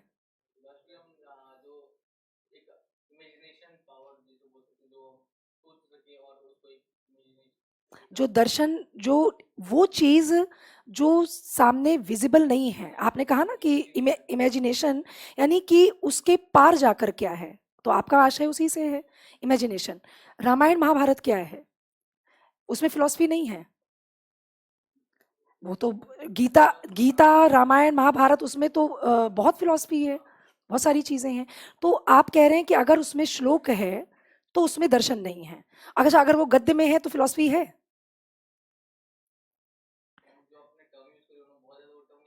अच्छा, मैं पूछ रही हूँ, आप क्या कहना चाह रहे हैं, हाँ बताइए। आप बोलिए, मैं भी तो समझूंगी, आप हाँ बताइए। हाँ हाँ, सिर्फ आपका रामायण महाभारत से कंसर्न है कि ओवरऑल लिटरेचर से है? से नहीं है, केवल रामायण महाभारत से है। हाँ, बिल्कुल, साहित्य, वेद भी साहित्य है। हम्म,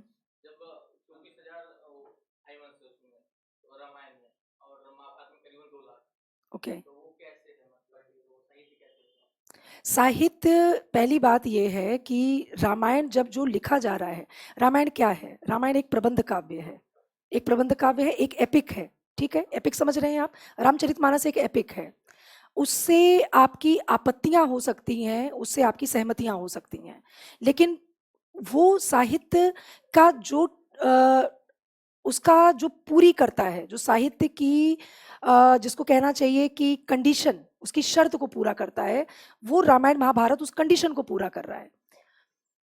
वाल्मीकि एक कवि हैं, रामायण लिख रहे हैं, अगर वो किसी भी विधा में लिखें, वो छंद में लिखें, श्लोक एक छंद है, भाषा संस्कृत है ना, संस्कृत भाषा में वो रामायण की रचना कर रहे हैं। महाकवि व्यास संस्कृत भाषा में महाभारत की रचना कर रहे हैं। उसके बाद तमाम रामायण लिखी गई, पूरे उत्तर भारत, दक्षिण भारत, तमाम जगह रामायण के अलग अलग फॉर्म आपको मिलते हैं। के रामानुजन का बड़ा अच्छा निबंध है, 300 रामायण, है ना। तो जब वो रामायण लिटरेचर का एक जिस समय का जैसा, एक पूरी काल्पनिक कथा है, एक मिथक है, कुछ उसमें अगर उस समय उनको कुछ अवशेष बताए गए होंगे कि ये ऐसा हुआ, ये ऐसा हुआ, ये ऐसा हुआ होगा, एक पूरी कहानी बनी, एक पूरा मिथक गढ़ा गया कि ऐसा था, और एक ये पूरी कहानी चली आई। तो हम इसको लिटरेचर क्यों नहीं मानेंगे? ये फिर ये किस में आएगा, आप इसको किस कैटेगरी में रखेंगे? नहीं नहीं, आप तर्क करिए ना, तो फिर आप आंसर इंटरव्यू में कैसे देंगे? हम लोग तो सिर्फ डिस्कस कर रहे हैं, मैं आपसे पूछ रही हूँ, आप मुझे बताइए कि, या आप लोगों में से और लोग बताइए कि रामायण को उसमें ना रखने या ना मानने के लिए क्या तर्क दिए जा सकते हैं, और अगर हम साहित्य मान रहे हैं तो क्यों मान रहे हैं?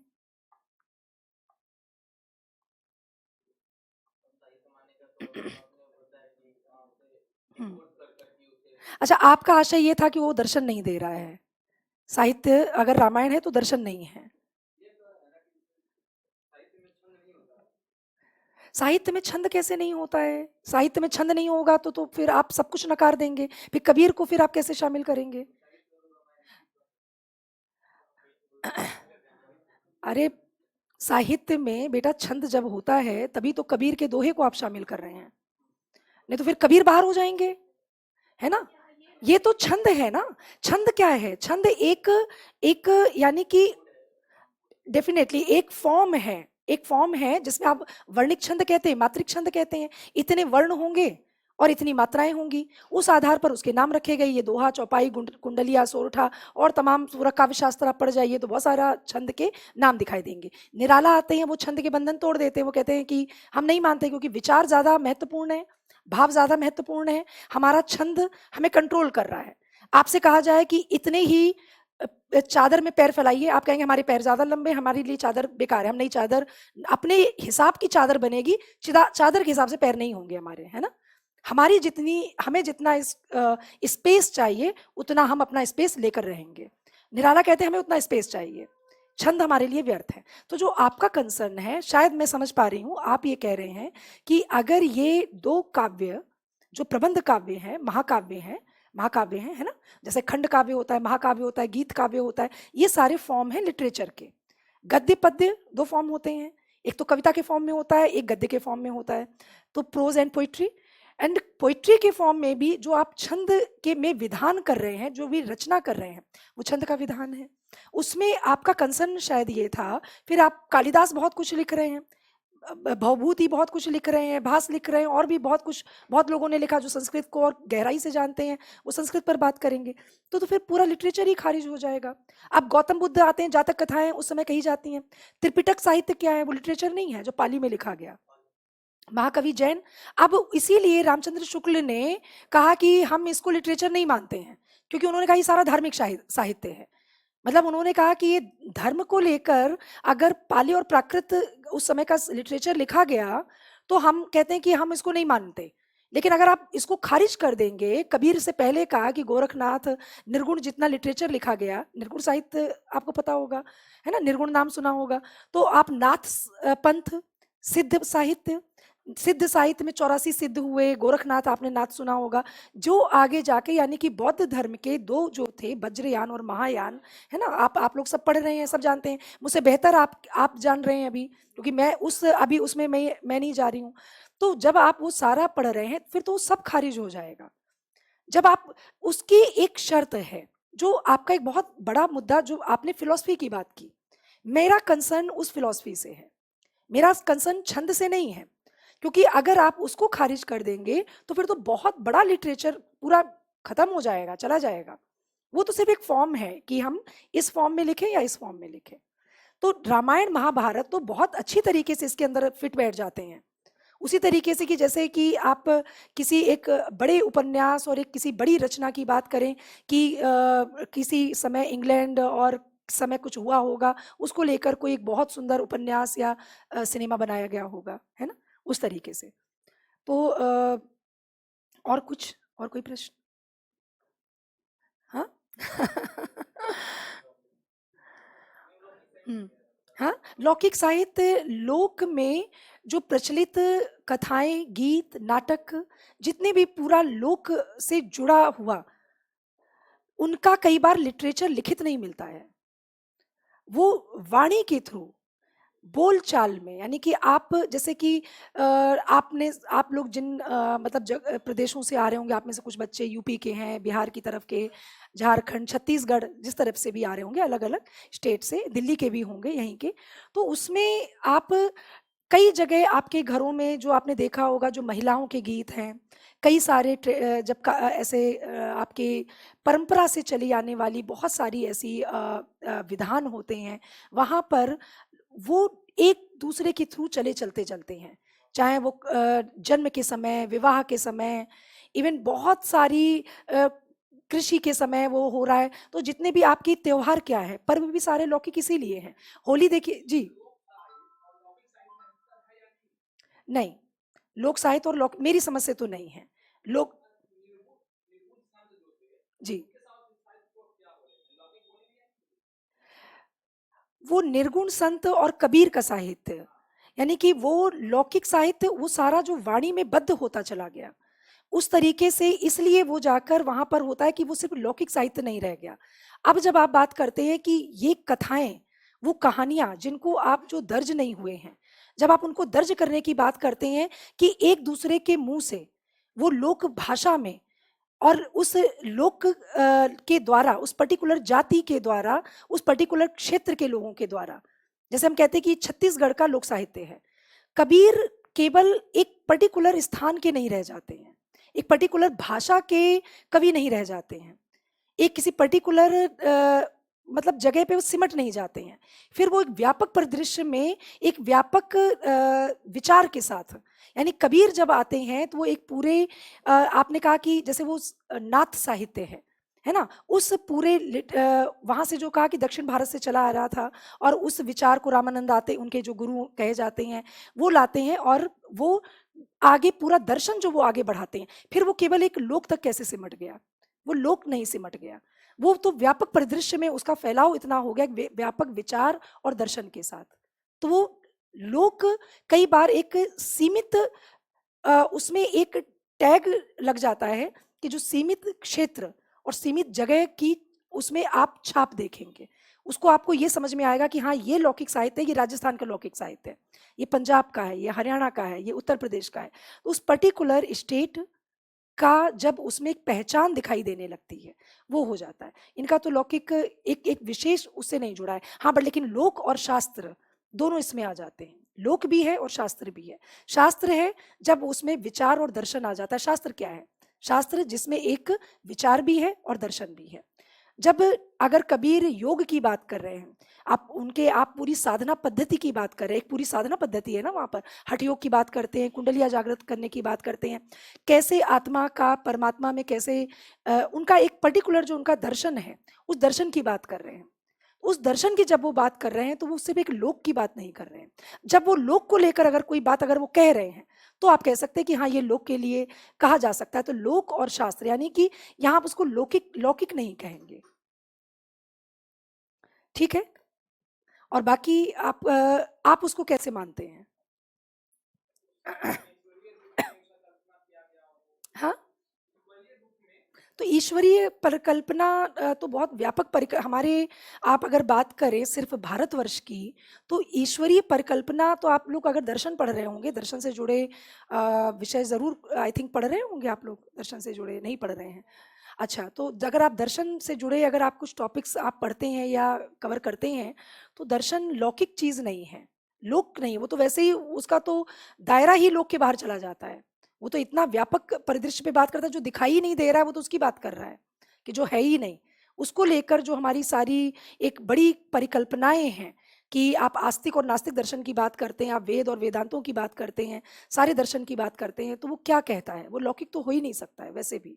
तो आप कबीर के संदर्भ में अगर कुछ आता है तो वहां आप ये कह सकते हैं कि लोक और शास्त्र उसी तरीके से, जैसे तुलसी में क्या है? तो लोक और शास्त्र दोनों चीजें हैं, लौकिक नहीं है वो, लौकिक तो है ही नहीं। लौकिक तो एक, आप जिन लोक कथाओं की बात करते हैं, जो भी मैं कहती जा रही हूँ, लोक गीतों की बात करते हैं, बहुत सारी चीजें हैं उसमें। आप जैसे कि मैं करेंटली अगर मैं पढ़ा रही हूँ, मान लीजिए मुझे अगर रंगमंच पढ़ाना है, थिएटर पढ़ाना है, तो एक रंगमंच थिएटर है कि जिसका प्रदर्शन होता है एक ट्रेंड प्लेटफॉर्म पर, जैसे एनएचडी के थिएटर होते हैं, और एक लौकिक नाटक है जो परंपरा से चली आ रहे हैं, चाहे वो आप माच की बात करें, स्वांग की बात करें, रासलीला, रामलीला, नौटंकी, बहुत सारी ऐसी चीजें आ जाती हैं। ये लौकिक कलाएं हैं, लौकिक कला का ये फॉर्म है।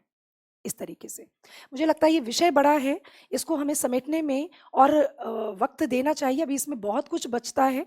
तब तक मैं चाहती हूँ कि आप लोग मैं कुछ कोटेशन आपको बताती हूँ, फिर हम इसको और भी फ्रेम करेंगे। आप जब तक और सोच कर मुझे आप भी कुछ पूछें या आप लोग कुछ अपना ऐड करें, कुछ बताएं, क्योंकि डिस्कशन के फॉर्म में हम लोग बेहतर आगे बढ़ सकते हैं और चीज़ें समझ में आ सकती हैं। आप में से कोई भी लिटरेचर का स्टूडेंट रहा है कभी? लिटरेचर कब तक पढ़ी है? ओह अच्छा, हाँ, पूस की रात आपने किस क्लास में पढ़ा है इसको?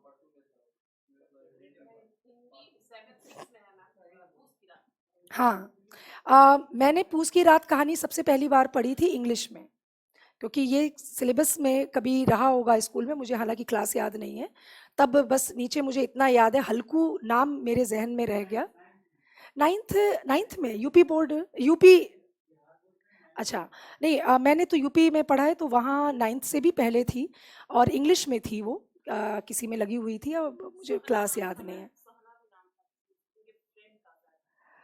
मुझे हल्कू बस अभी याद आ रहा है, हल्कू हल्कू।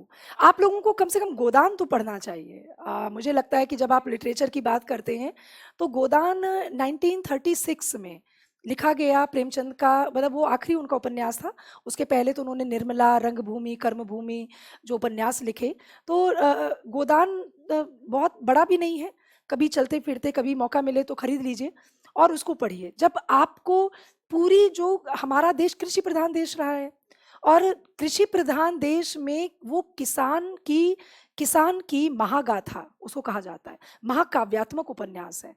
तो जब आप लोग कभी बात करेंगे, जब आप लोग किसी को बताएंगे, तो ये उपन्यास आप अगर पढ़ते हैं ना, तो आपको उस समय, जैसे महाजनी सभ्यता लिखते हैं प्रेमचंद, कि कैसे सूदखोरी की जो प्रथा थी हमारे यहाँ, और इसी को लेके सवा सेर गेहूं भी वो लिखते हैं। कहानी है, छोटी सी कहानी, उसका तो आप यूट्यूब में आप डालेंगे तो बहुत सारा मंचन भी दिख जाएगा, कहानी भी आपको टेक्स्ट मिल जाएगी। तो थोड़ा बहुत प्रेमचंद से आप शुरू अगर करते हैं तो आपको सिर्फ इसलिए नहीं कि आप लिटरेचर जानेंगे, आप इनफैक्ट अगर आप उसको पढ़ते हैं तो बहुत कुछ आप अपने देश और उस समय की परिस्थितियों को जानेंगे। अगर आप गोदान का उदाहरण देते हैं, जब साहित्य और समाज का दर्पण पर या साहित्य और समाज का संबंध लिखते हैं, तो आप ये बखूबी बता सकते हैं कि अगर आप गोदान या पूस की रात, सवा सेर गेहूं या ठाकुर का कुआं, सदगति जैसी कहानी, सदगति तो बहुत अच्छी पिक्चर भी है, सत्यजीत रे ने, और शतरंज का खिलाड़ी, दो ही पिक्चरें सत्यजीत रे ने हिंदी में चुनी, बनाई। वो थी दोनों प्रेमचंद की कहानियां, शतरंज के खिलाड़ी और ये सदगति। सदगति आप देखिए, आपको आई होप कि आप एंजॉय करेंगे, आपको अच्छा लगेगा। उस समय जब एक तरफ तख्ता पलट हो रहा है, शतरंज के खिलाड़ी, उससे क्या होगा कि आपका की सीमा व्यापक होगी। जब आपकी सीमा व्यापक होगी, जैसे अभी आप में से किसी ने कहा कि हम इसका उदाहरण क्या दे सकते हैं, तो ये उदाहरण देने के आपके काम आएंगे। आप बताएंगे कि कैसे, आपने राजनीति की बात की, आप शतरंज के खिलाड़ी नोट कर लीजिए कि राजनीति के आप वो बताते, अब वो उपदेश नहीं दे रहे हैं, वो ये बताते हैं कि शतरंज के खिलाड़ी तो बहुत शानदार उदाहरण है प्रेमचंद की कहानी का। आप उसको एक रीडिंग में पढ़ जाएंगे, चलते फिरते अभी आप ट्रेवल करेंगे मेट्रो या जाएंगे, तो 4 लोग साथ में जा रहे होंगे तो बोलना, एक दूसरे से बात नहीं करेंगे, तो 4 लोग बैठकर उसको पढ़ेंगे। उसको आई थिंक आपको हाफ एन आवर लगेगा, आप पढ़कर उसको खत्म कर देंगे। तो प्रेमचंद की कहानी आज पढ़ डालिए, रात में सोते समय एक हैव अ लुक, पढ़िए, आपको अच्छी लगेगी। उसमें से आप ये बता सकते हैं कि कैसे अगर दो, उनके पास पैसे की कोई कमी नहीं है, दुनिया जहान भाड़ में जाए, कोई नृप होए हमें कहानी, तख्ता पलट हो रहा है, उनके बादशाह को अंग्रेजी हुकूमत, कंपनी जो है वो बंदी बनाकर लिए जा रही है, वो उनकी तलवारें खिंचाती हैं कि शतरंज के खेल को लेकर, और कुछ भी हो जाए वो शतरंज के खिलाड़ी हैं। देश में क्या हो रहा है, यानी कि अब आप इससे, आप इसके दूर तलक अर्थ निकालते हैं कि देश में क्या कुछ घटित हो रहा था, उससे कितने लोगों को मतलब है।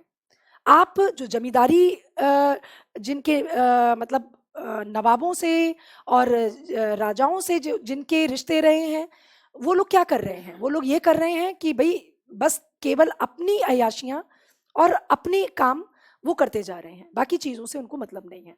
तो उदाहरण में आप ये उदाहरण दे सकते हैं। और तो फिर तो कबीर अगर आपको आते हैं, थोड़ा बहुत चलते फिरते कबीर आप पढ़ सकते हैं। और आई थिंक कंटेंट में अगर आपको कुछ मिलता है तो देख लीजिए, इधर उधर से थोड़ा बहुत आप जब तक रीड करते चलेंगे ना, आपको जहाँ कुछ अच्छा मिलता है उसको आप नोट डाउन करिए। ये इधर थोड़े हैवी विषय हो गए, कल मैं किसी लोकोक्ति पर ही बात करूंगी। मुझे तो पढ़ाने में लग रहा है कि मैं कितना कुछ बताऊं और मैं कितना कुछ पढ़ाऊं, क्योंकि बहुत कुछ अभी है। मैं अब एक दो बस कोटेशन यहाँ लिख दे रही हूँ ताकि आप उसको नोट डाउन कर लें। आप भी बोर हो गए होंगे, पक गए होंगे, कितना साहित्य पढ़ेंगे।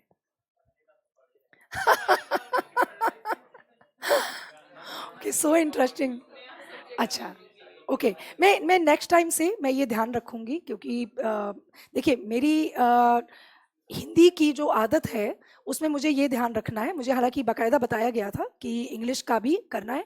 मैं कम से कम कोटेशन आपको इंग्लिश में, मैं उसके मीनिंग मतलब मैं आपको बता सकूं, ताकि आप उनको डिफाइन कर सके। आपके अलावा और कितने बच्चे हैं जो इंग्लिश में लिखने वाले हैं? अच्छा, ओके, कई सारे लोग हैं।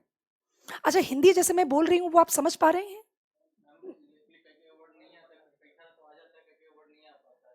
हाँ, मैं समझ पा रही हूँ। उसके मीनिंग में जाना ज़रूरी है। जी, हाँ, हाँ, समझ रही हूँ। हाँ, ठीक है, ओके, मैं ध्यान रखूँगी।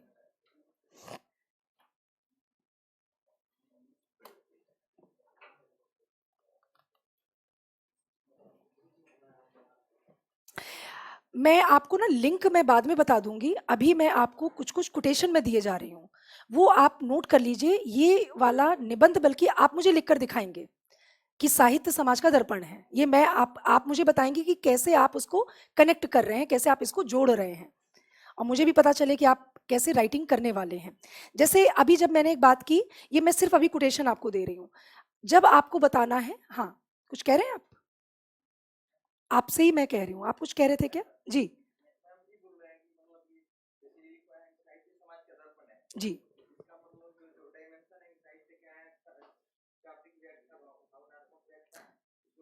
भावनात्मक नहीं है, भावात्मक है। भावपरक व्याख्या है वो, भाव प्रधान, हाँ।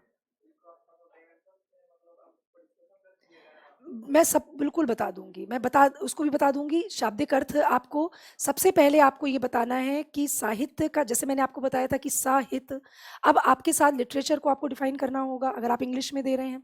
दूसरा, आप इंग्लिश में भी आपको ये बताना है कि लिटरेचर का मतलब है शब्द और अर्थ।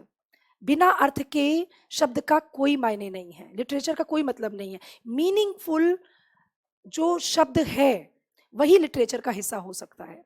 यानी कि आप वाक्य का जब प्रयोग, जो वाक्य आप लिख रहे हैं, यानी पूरी आप रचना पढ़ जाइए, अगर उसका कोई अर्थ ही नहीं निकला, वो तो व्यर्थ है, बेकार है। वो क्या आपको देकर क्या जा रहा है, ये हमें समझना है। तो एक शब्दार्थों सहितो काव्यम, इसको तो आप इंग्लिश संस्कृत में लिखेंगे, कोटेशन आप देंगे। आचार्य भामा का है, ये मैं बाद में लिखाऊंगी। एक, यानी कि आपको ये बताना है वहां पर, इसको आपको कनेक्ट करना है कि साहित्य का मतलब शब्द और अर्थ का इंटरकनेक्शन है। तो ये आपकी शाब्दिक व्याख्या है। भावात्मक जो आप व्याख्या की बात कर रहे हैं, या और आप जिस गहराई की बात कर रहे हैं, उसमें तो फिर साहित्य समाज को लेकर, साहित्य समाज संस्कृति, बहुत सारी चीजें आ जाने वाली हैं। तो साहित्य का मतलब, एक तो जैसे तुलसी है, एक बहुत इनका फेमस दोहा है और आपको तमाम जगह वो आता रहेगा, गिरा अरथ जल बीच सम, कयत भिन्न न भिन्न। ये मैं आपको लिख दे रही हूँ, ये आपको इसलिए मैंने लिखा दे रही हूँ ताकि आपको और भी कई जगह कहीं ना कहीं ये आता रहेगा, जिसमें आप इसको एज अ कोटेशन आप इसको दे सकते हैं। तुलसी का है, यानी ये जब वंदना करते हैं, कोई भी महाकाव्य लिखते हैं, कोई पहले तो ये प्रथा ही रही है कि आप वंदना से शुरू करते हैं, यानी कि आप प्रार्थना जिसको कह सकते हैं वंदना से। इसको आप नोट डाउन कर लें।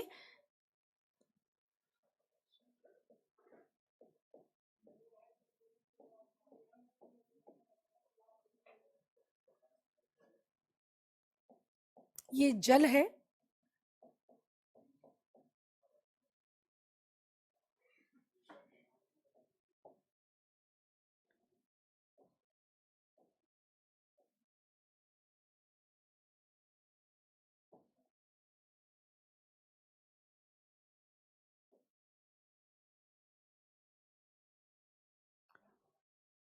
और नीचे वाला देना चाहें तो दें, नहीं देना चाहें तो नहीं दें। नीचे वाली लाइन जो मैं अब लिख रही हूँ आपको, बंदो, बंदो माने बंदना करना।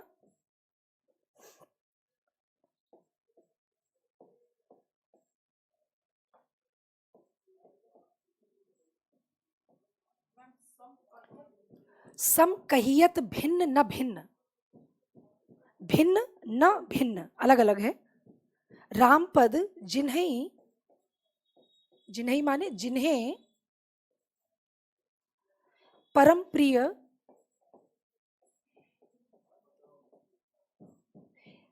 खिन्न। आपको जो काम आने वाला है ये ऊपर की लाइन काम आने वाली है, नीचे का उतना मतलब नहीं है कि आप दें या ना दें। गिरा अर्थ जल बीच सम कहियत भिन्न न भिन्न, यानी कि अर्थ और शब्द का जो संबंध है और जल से उठने वाली लहर का जो संबंध है, कहियत भिन्न न भिन्न, इसमें कोई फर्क नहीं है, कोई अंतर नहीं है। उसी तरीके से सीता राम की उस जोड़ी को, यानी कि कहने में अलग लगते हैं, कई कहने में अलग हैं लेकिन अर्थ में यानी कि उस भाव में अलग अंतर नहीं है। तो राम और सीता केवल कहने भर में अंतर है, नाम अलग हो सकते हैं आप उनको अलग, लेकिन वो वास्तविक रूप में अलग नहीं है। मैं ऐसे सीताराम की पद की वंदना करता हूँ जो जिन्हें बहुत प्रिय हैं, खिन्न यानी दुखी लोग प्रिय हैं। हमें नीचे वाले से मतलब नहीं है, हमें ऊपर वाला केवल इसको नोट डाउन करना है। ये आगे अभी आपको काम आएंगे, तब मैं आपको बताऊंगी कहाँ आप इनको देंगे, तो इसको आप एक नोट कर लीजिए अभी। इसका मतलब लिखना है क्या हिंदी में? इसका लिख लीजिए। ये तुलसीदास का है, तुलसीदास का है। इसका अर्थ आप लिख लें। इसमें ये इसमें क्या करना है?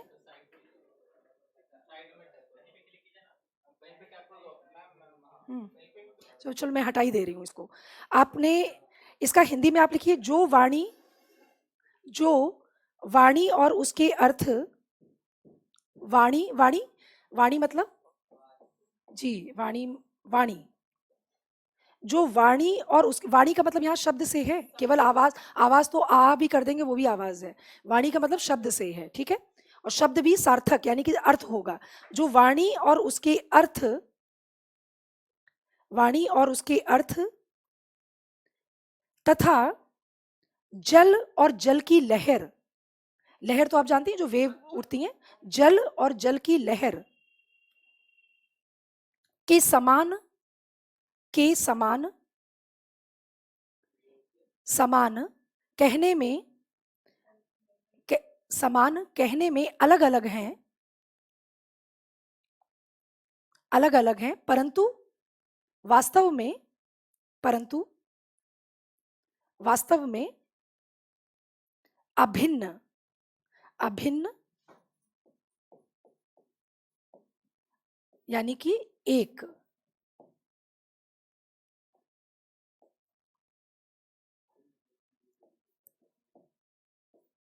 अभिन्न यानी कि अलग नहीं है, अलग नहीं है, भिन्न नहीं है, उनमें कोई अंतर नहीं है।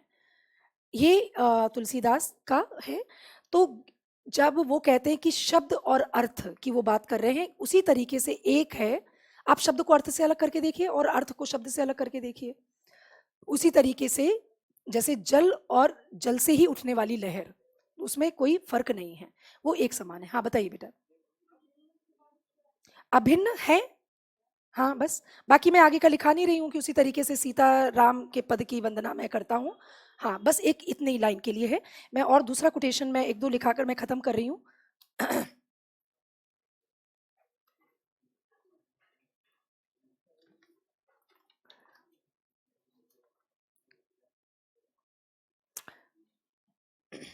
एक जिसका उदाहरण आप दे सकते हैं, साहित्य जन समूह के हृदय का विकास है।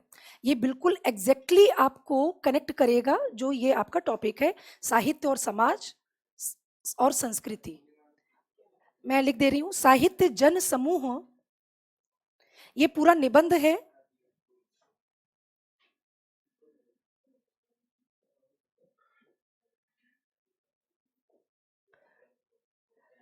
मैं लिख दूं?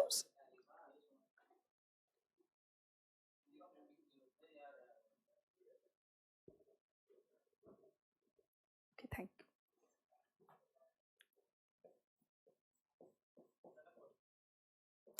ये नाम है निबंध का। आपको जब कोट करेंगे बालकृष्ण भट्ट का के निबंध से आप कोट कर रहे हैं, ये आपको वहां पर मेंशन करना होगा। साहित्य जन समूह के, जन समूह का मतलब ही आप पूरे समाज से आप समझ पा रहे हैं, जन समूह के हृदय का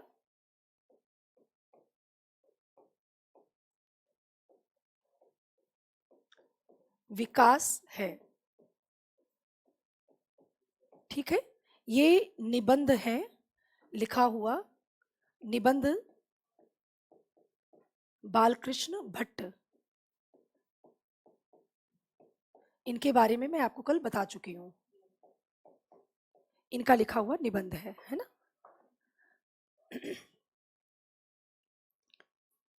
अब ये मैं आपको बोल दे रही हूँ, आप इसको नोट डाउन कर लीजिए। इनका कोटेशन है, जो जाति, जो भी शब्द आपको मुश्किल लगे आप मुझे बताइएगा, मैं इसमें लिखकर आपको दे दूंगी ताकि हम जल्दी लिख लें।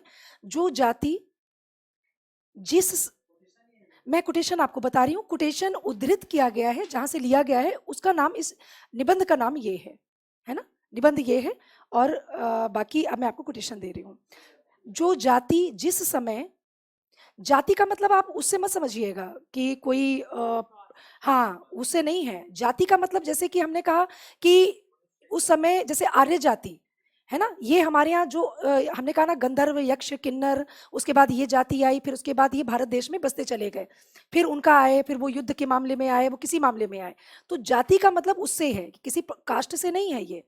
जैसे आप, हाँ, तो आप लिख लीजिए, जो जाति जिस समय जिस भाव से परिपूर्ण, और ये मैं आपको इंग्लिश में कल इसको मैं समझा दूंगी। जिस भाव से परिपूर्ण, परिपूर्ण मैं लिख दूं? नहीं नहीं, कुछ बच्चे नहीं लिख पाएंगे। अरे वो एक एक एक बच्चा बोल रहा है ना कि नहीं लिख पा रहा है। परिपूर्ण या परिलुप्त, परिपूर्ण माने फुलफिल, पूरी तरीके से भरा हुआ, कंप्लीट, यस। और इसके अलावा परिलुप्त, परिलुप्त माने गायब पूरी तरीके से। ओके, तो आपने लिखा था कि जो जाति जिस समय जिस भाव से परिपूर्ण या परिलुप्त रहती है, वे सब उसके भाव के, वे सब उसके भाव के साहित्य की समालोचना से, साहित्य की समालोचना से, समालोचना, समालोचना मतलब जब आप उसको, उसकी आलोचना करते हैं।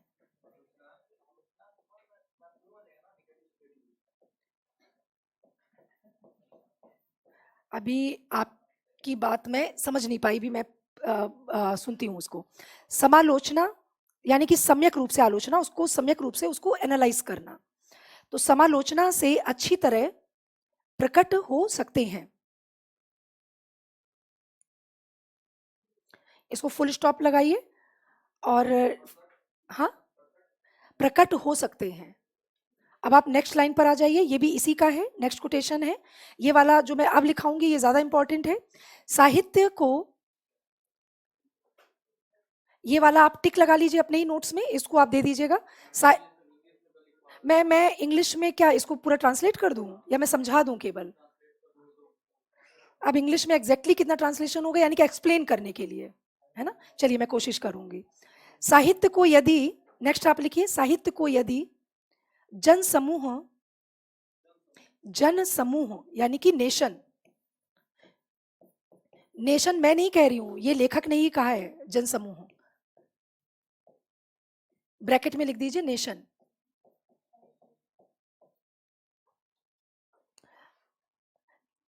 साहित्य को यदि जन समूह, ब्रैकेट में आपने नेशन लिखा, के चित्त का, चित्त, इसको घर जाके एक बार रीडिंग करिएगा आप। चित्त का चित्रपट, चित्रपट आप जानते ही हैं, जैसे कि वो बिल्कुल जैसे सिनेमा को चित्रपट कहते हैं ना, चित्त का चित्रपट कहा जाए, चित्रपट कहा जाए तो संगत है। आप मुझे बताते चलिए, आपको लिखने में अगर कुछ भी प्रॉब्लम हो रही हो। चित्रपट कहा जाए तो संगत, संगत माने असंगत, तो संगत जानते हैं ना, यानी कि कुछ भी इररेलेवेंट नहीं है, संगत है, वो संगत है। किसी, फुल स्टॉप लगा देना, किसी देश का इतिहास पढ़ने से, मैंने आपको पहले भी कहा है, ये इंपॉर्टेंट कोटेशन है।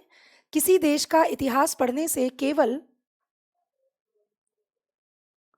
बाहरी हाल, बाहरी हाल हम उस देश का जान सकते हैं, उस देश का जान सकते हैं, पर साहित्य के अनुशीलन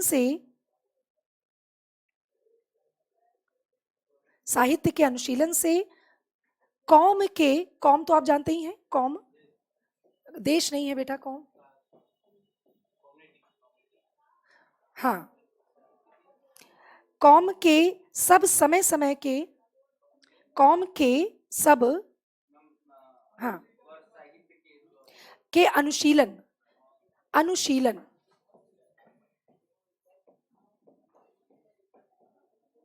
अनुशीलन, अनुशीलन से कौम के सब समय समय के आभ्यंतरिक, आभ्यंतरिक भी मैं लिख दे रही हूं,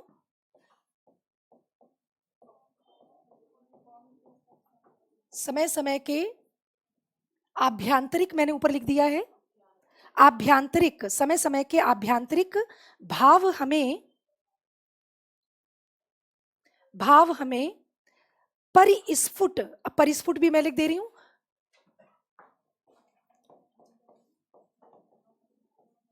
ये भाषा चूंकि वो बहुत पुराने समय में वो लिख रहे हैं तो भाषा थोड़ी मुश्किल है। परिस्फुट आभ्यंतरिक भाव हमें परिस्फुट हो सकते हैं, परिस्फुट जी, परिस्फुट माने कि एक जैसे स्फोट होता है ना, जो अंदर से शब्द जिसकी व्यंजना होती है, व्यंजना आप लिख दीजिए, व्यंजना। अनुशीलन माने उसको फॉलो करना, उसको जब आप उसको आप पढ़ रहे हैं, उससे आप गुजर रहे हैं। परिस्फुट मतलब होता है कि उसके भी जैसे स्फोट होता है, शब्द का अर्थ हमेशा स्फुटित होता है कि इसके भीतर से इसका अर्थ क्या निकल कर आ रहा है, प्रकट क्या हो रहा है, परिस्फुट होना। बहुत लिटरेचर में हमें नहीं जाना है क्योंकि लिटरेचर आपका विषय नहीं है, नहीं तो ये तो फिर बहुत फालतू में फैलता जाएगा। तो देखिए मैं सिर्फ एक बार रीड कर रही हूँ, आप एक बार देख लीजिए।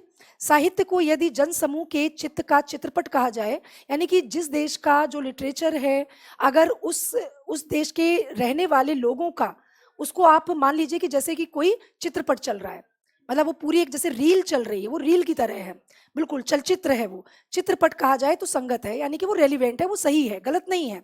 किसी देश का इतिहास पढ़ने से, अगर आप उस देश का केवल इतिहास पढ़ते हैं तो हमें बाहरी हाल पता चलता है, लेकिन चित्त कैसे पता चलेगा? चित्त पता करने के लिए बाहरी हाल हमें पता चलता है। और साहित्य के अनुशीलन से, अगर हम साहित्य को फॉलो करते हैं, साहित्य से अगर हम गुजरते हैं, तो हमें समय समय के आभ्यंतरिक भाव, यानी कि जो भीतरी चीजें हैं, वो लोग क्या सोचते थे, वो क्या था उनके मन में, वो हमें लिटरेचर से पता चलता है। इतिहास से तो हमें घटनाएं पता चलती हैं, लिटरेचर से हमें वो पता चलता है कि उनकी, बार बार आपने चित्त शब्द आपके पास बार बार आ रहा है, मन क्या था, वो लोग क्या सोचते थे, क्या थे, ये हमें साहित्य से पता चलता है। क्योंकि आप लिटरेचर पढ़ते थे, कहते कि अरे उस देश के लोग ऐसे ही सोचते थे, ऐसा था उनके समय। आप नारी की स्थिति की बात करते, आपको कैसे पता चलेगा?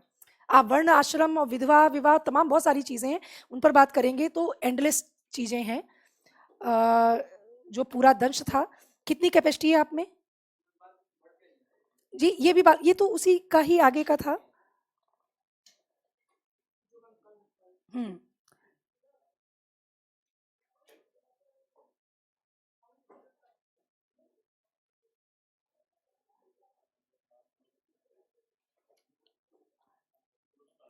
अच्छा, एक चीज और है, एक आपको देना है कि प्रेमचंद, क्योंकि मैंने कहा ना आपको साहित्य के शाब्दिक अर्थ के साथ साथ आपको भावात्मक अर्थ भी बताना है, उसकी गहराई के अर्थ में जाना है। प्रेमचंद साहित्य को जीवन की आलोचना कहते हैं। ये मैं बता दे रही हूँ, सीधे इसको मैं ले लेती हूँ। ये आप उसमें देंगे जब आप उसके डिटेलिंग में जाएंगे, जीवन की आलोचना। ओ सॉरी, ये प्रेमचंद का है, इसको मैं आपको कल मैं बताऊंगी, ठीक है? इसका एक कोटेशन बस लिख लीजिए जल्दी से, है ना, इसको हम खत्म करते हैं। आप लिखिए जी। हाँ, मैं आपको पूरा दिखा देती हूँ, नहीं तो फिर ये मेरे से मिस हो जाएगा। नोट्स इतने ज़्यादा मिस हो गए हैं कि मुझे ही को नहीं समझ में आएगा कि मैंने क्या किया है। चलिए आप नोट करिए। साहित्य में जीवन की आलोचना, ये प्रेमचंद का है, ओके?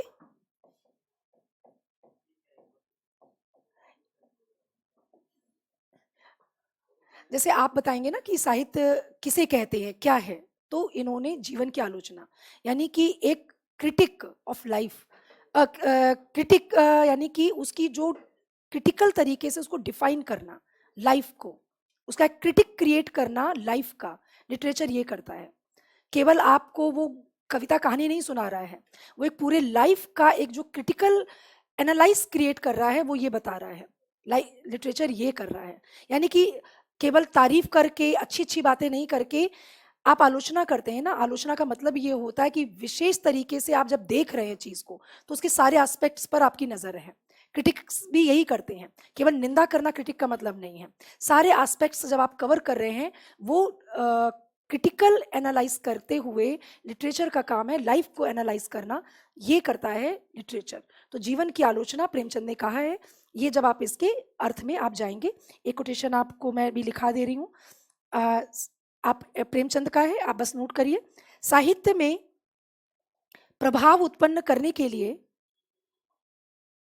साहित्य में प्रभाव उत्पन्न करने के लिए यह आवश्यक है, यह आवश्यक है कि वह जीवन की, यह आवश्यक है कि वह जीवन की सच्चाइयों का दर्पण हो, जीवन की सच्चाइयों का दर्पण हो, फुल स्टॉप लगा दें। फिर आप उसे, फिर आप उसे जिस चौखटे में चाहें, फिर आप उसे जिस चौखटे में चाहें लगा सकते हैं। चौखटे मैं लिख दूं? अच्छा नहीं, मेरे कंसर्न में वो 2-4 बच्चे हैं जिनको बहुत हिंदी शायद नहीं आती है। चौखटे में चाहें लगा सकते हैं,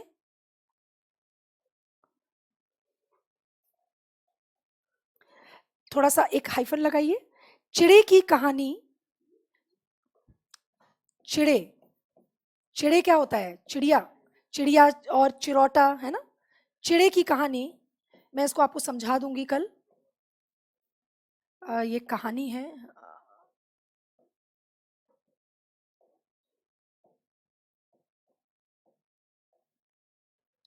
चिड़े की कहानी और गुल बुलबुल की दास्तान। गुल बुलबुल, वो सुना ही है ना आपने नाम, गुल बुलबुल है ना। गुल बुलबुल की दास्तान भी, गुल बुलबुल की दास्तान भी उपयुक्त हो सकती है। इसकी व्याख्या में ही आप 1000 शब्द लिख सकते हैं। गुल बुलबुल की, या गुलो बुलबुल लिख लीजिए, गुलो बुलबुल।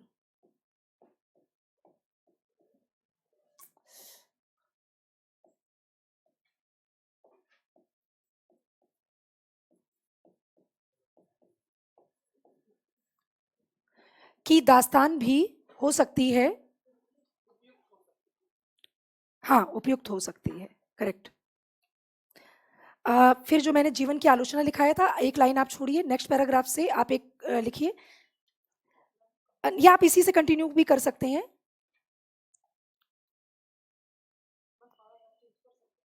हाँ आप कर लीजिए, इसको मैं कंटिन्यूएशन में मैं ऐसे करके लिखा देती हूँ, आप पैराग्राफ चेंज करिए, आप लिखिए साहित्य जीवन की आलोचना है।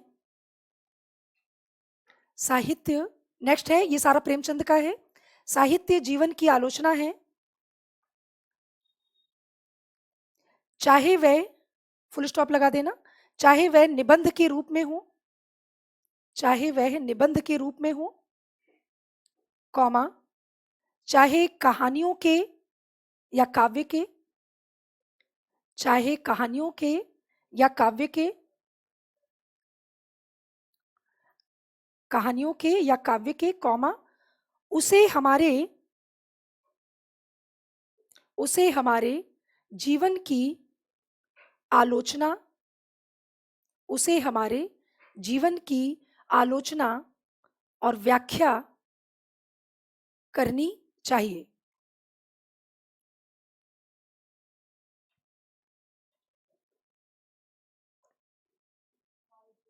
की व्याख्या करनी चाहिए। जीवन की व्याख्या करनी चाहिए। हो गया? लिख लिया?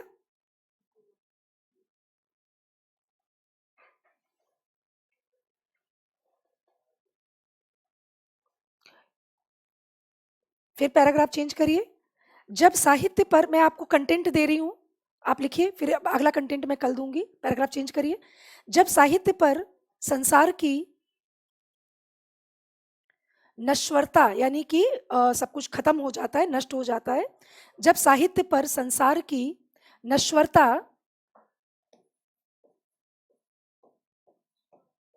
नश्वरता यानी कि सब कुछ मृत प्राय है, सब कुछ खत्म होना है। संसार की नश्वरता का रंग चढ़ा हो, नश्वरता का रंग चढ़ा हो, उसका एक एक शब्द, उसका एक एक शब्द नैराश्य, उसका एक एक शब्द नैराश्य में डूबा, नैराश्य में डूबा। हाँ, नैराश्य मतलब समझते हैं ना, निराशा, भयंकर निराशा। नैराश्य में डूबा, कॉमा, समय की प्रतिकूलता, प्रतिकूलता मतलब जब आपके अगेंस्ट है, आपका समय आपके विपरीत है, समय की प्रतिकूलता,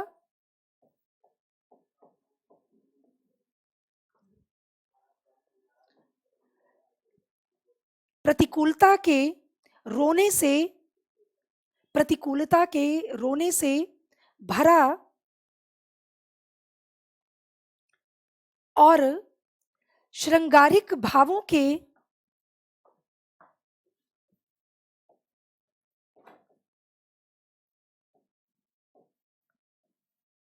श्रृंगारिक भावों के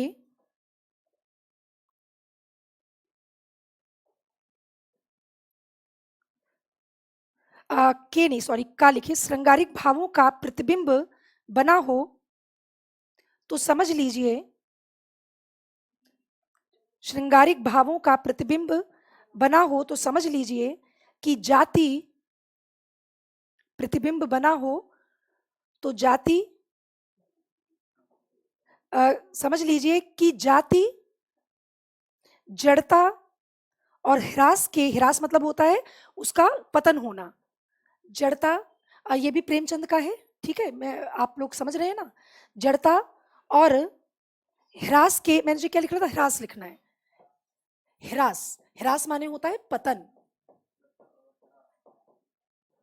जड़ता और ह्रास के पंजे में दब चुकी है, ह्रास के पंजे में दब चुकी है, उसमें उद्योग, उद्योग माने कि मेहनत करना, श्रम करना, उद्योग तथा संघर्ष, संघर्ष माने स्ट्रगल करना, उसमें उद्योग तथा संघर्ष, उद्योग तथा संघर्ष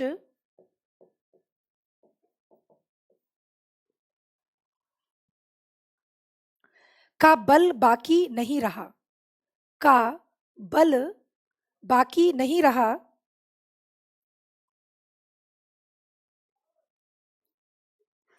कॉमा, उसने ऊंचे लक्ष्यों की ओर से, उसने ऊंचे लक्ष्यों की ओर से आंखें बंद कर ली हैं।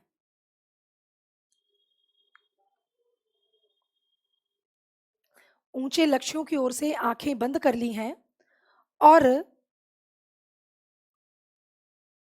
उसमें से दुनिया को देखने समझने की, उसमें से दुनिया को देखने समझने की शक्ति विलुप्त हो चुकी है, देखने समझने की शक्ति विलुप्त हो चुकी है। अब इसका ये बस अब ये लास्ट था, हो गया। अगर इसका आपको उदाहरण देना हो तो आप रीतिकाल का एक उदाहरण दे सकते हैं, रीतिकाल के पूरे काव्य का, कि जिस समय दरबारी काव्य है, सामंती काव्य लिखा जा रहा है, सिर्फ राजाओं की प्रशस्ति में गीत लिखे जा रहे हैं, और जबकि देश में क्या घट रहा है। तो जिस जो रीतिकाल का समय है उसको आप समझिए, और उस समय देश की क्या परिस्थितियां थी उसको समझिए, तब लिटरेचर से आप इसको कनेक्ट करिए कि लिटरेचर समाज में क्या घटित हो रहा है, लेकिन साहित्य उसका दर्पण नहीं है, साहित्य उसको रिफ्लेक्ट नहीं कर रहा है, क्योंकि वो दरबारी काव्य है, वो समाज से दूर हो चुका है। ठीक है, चलिए।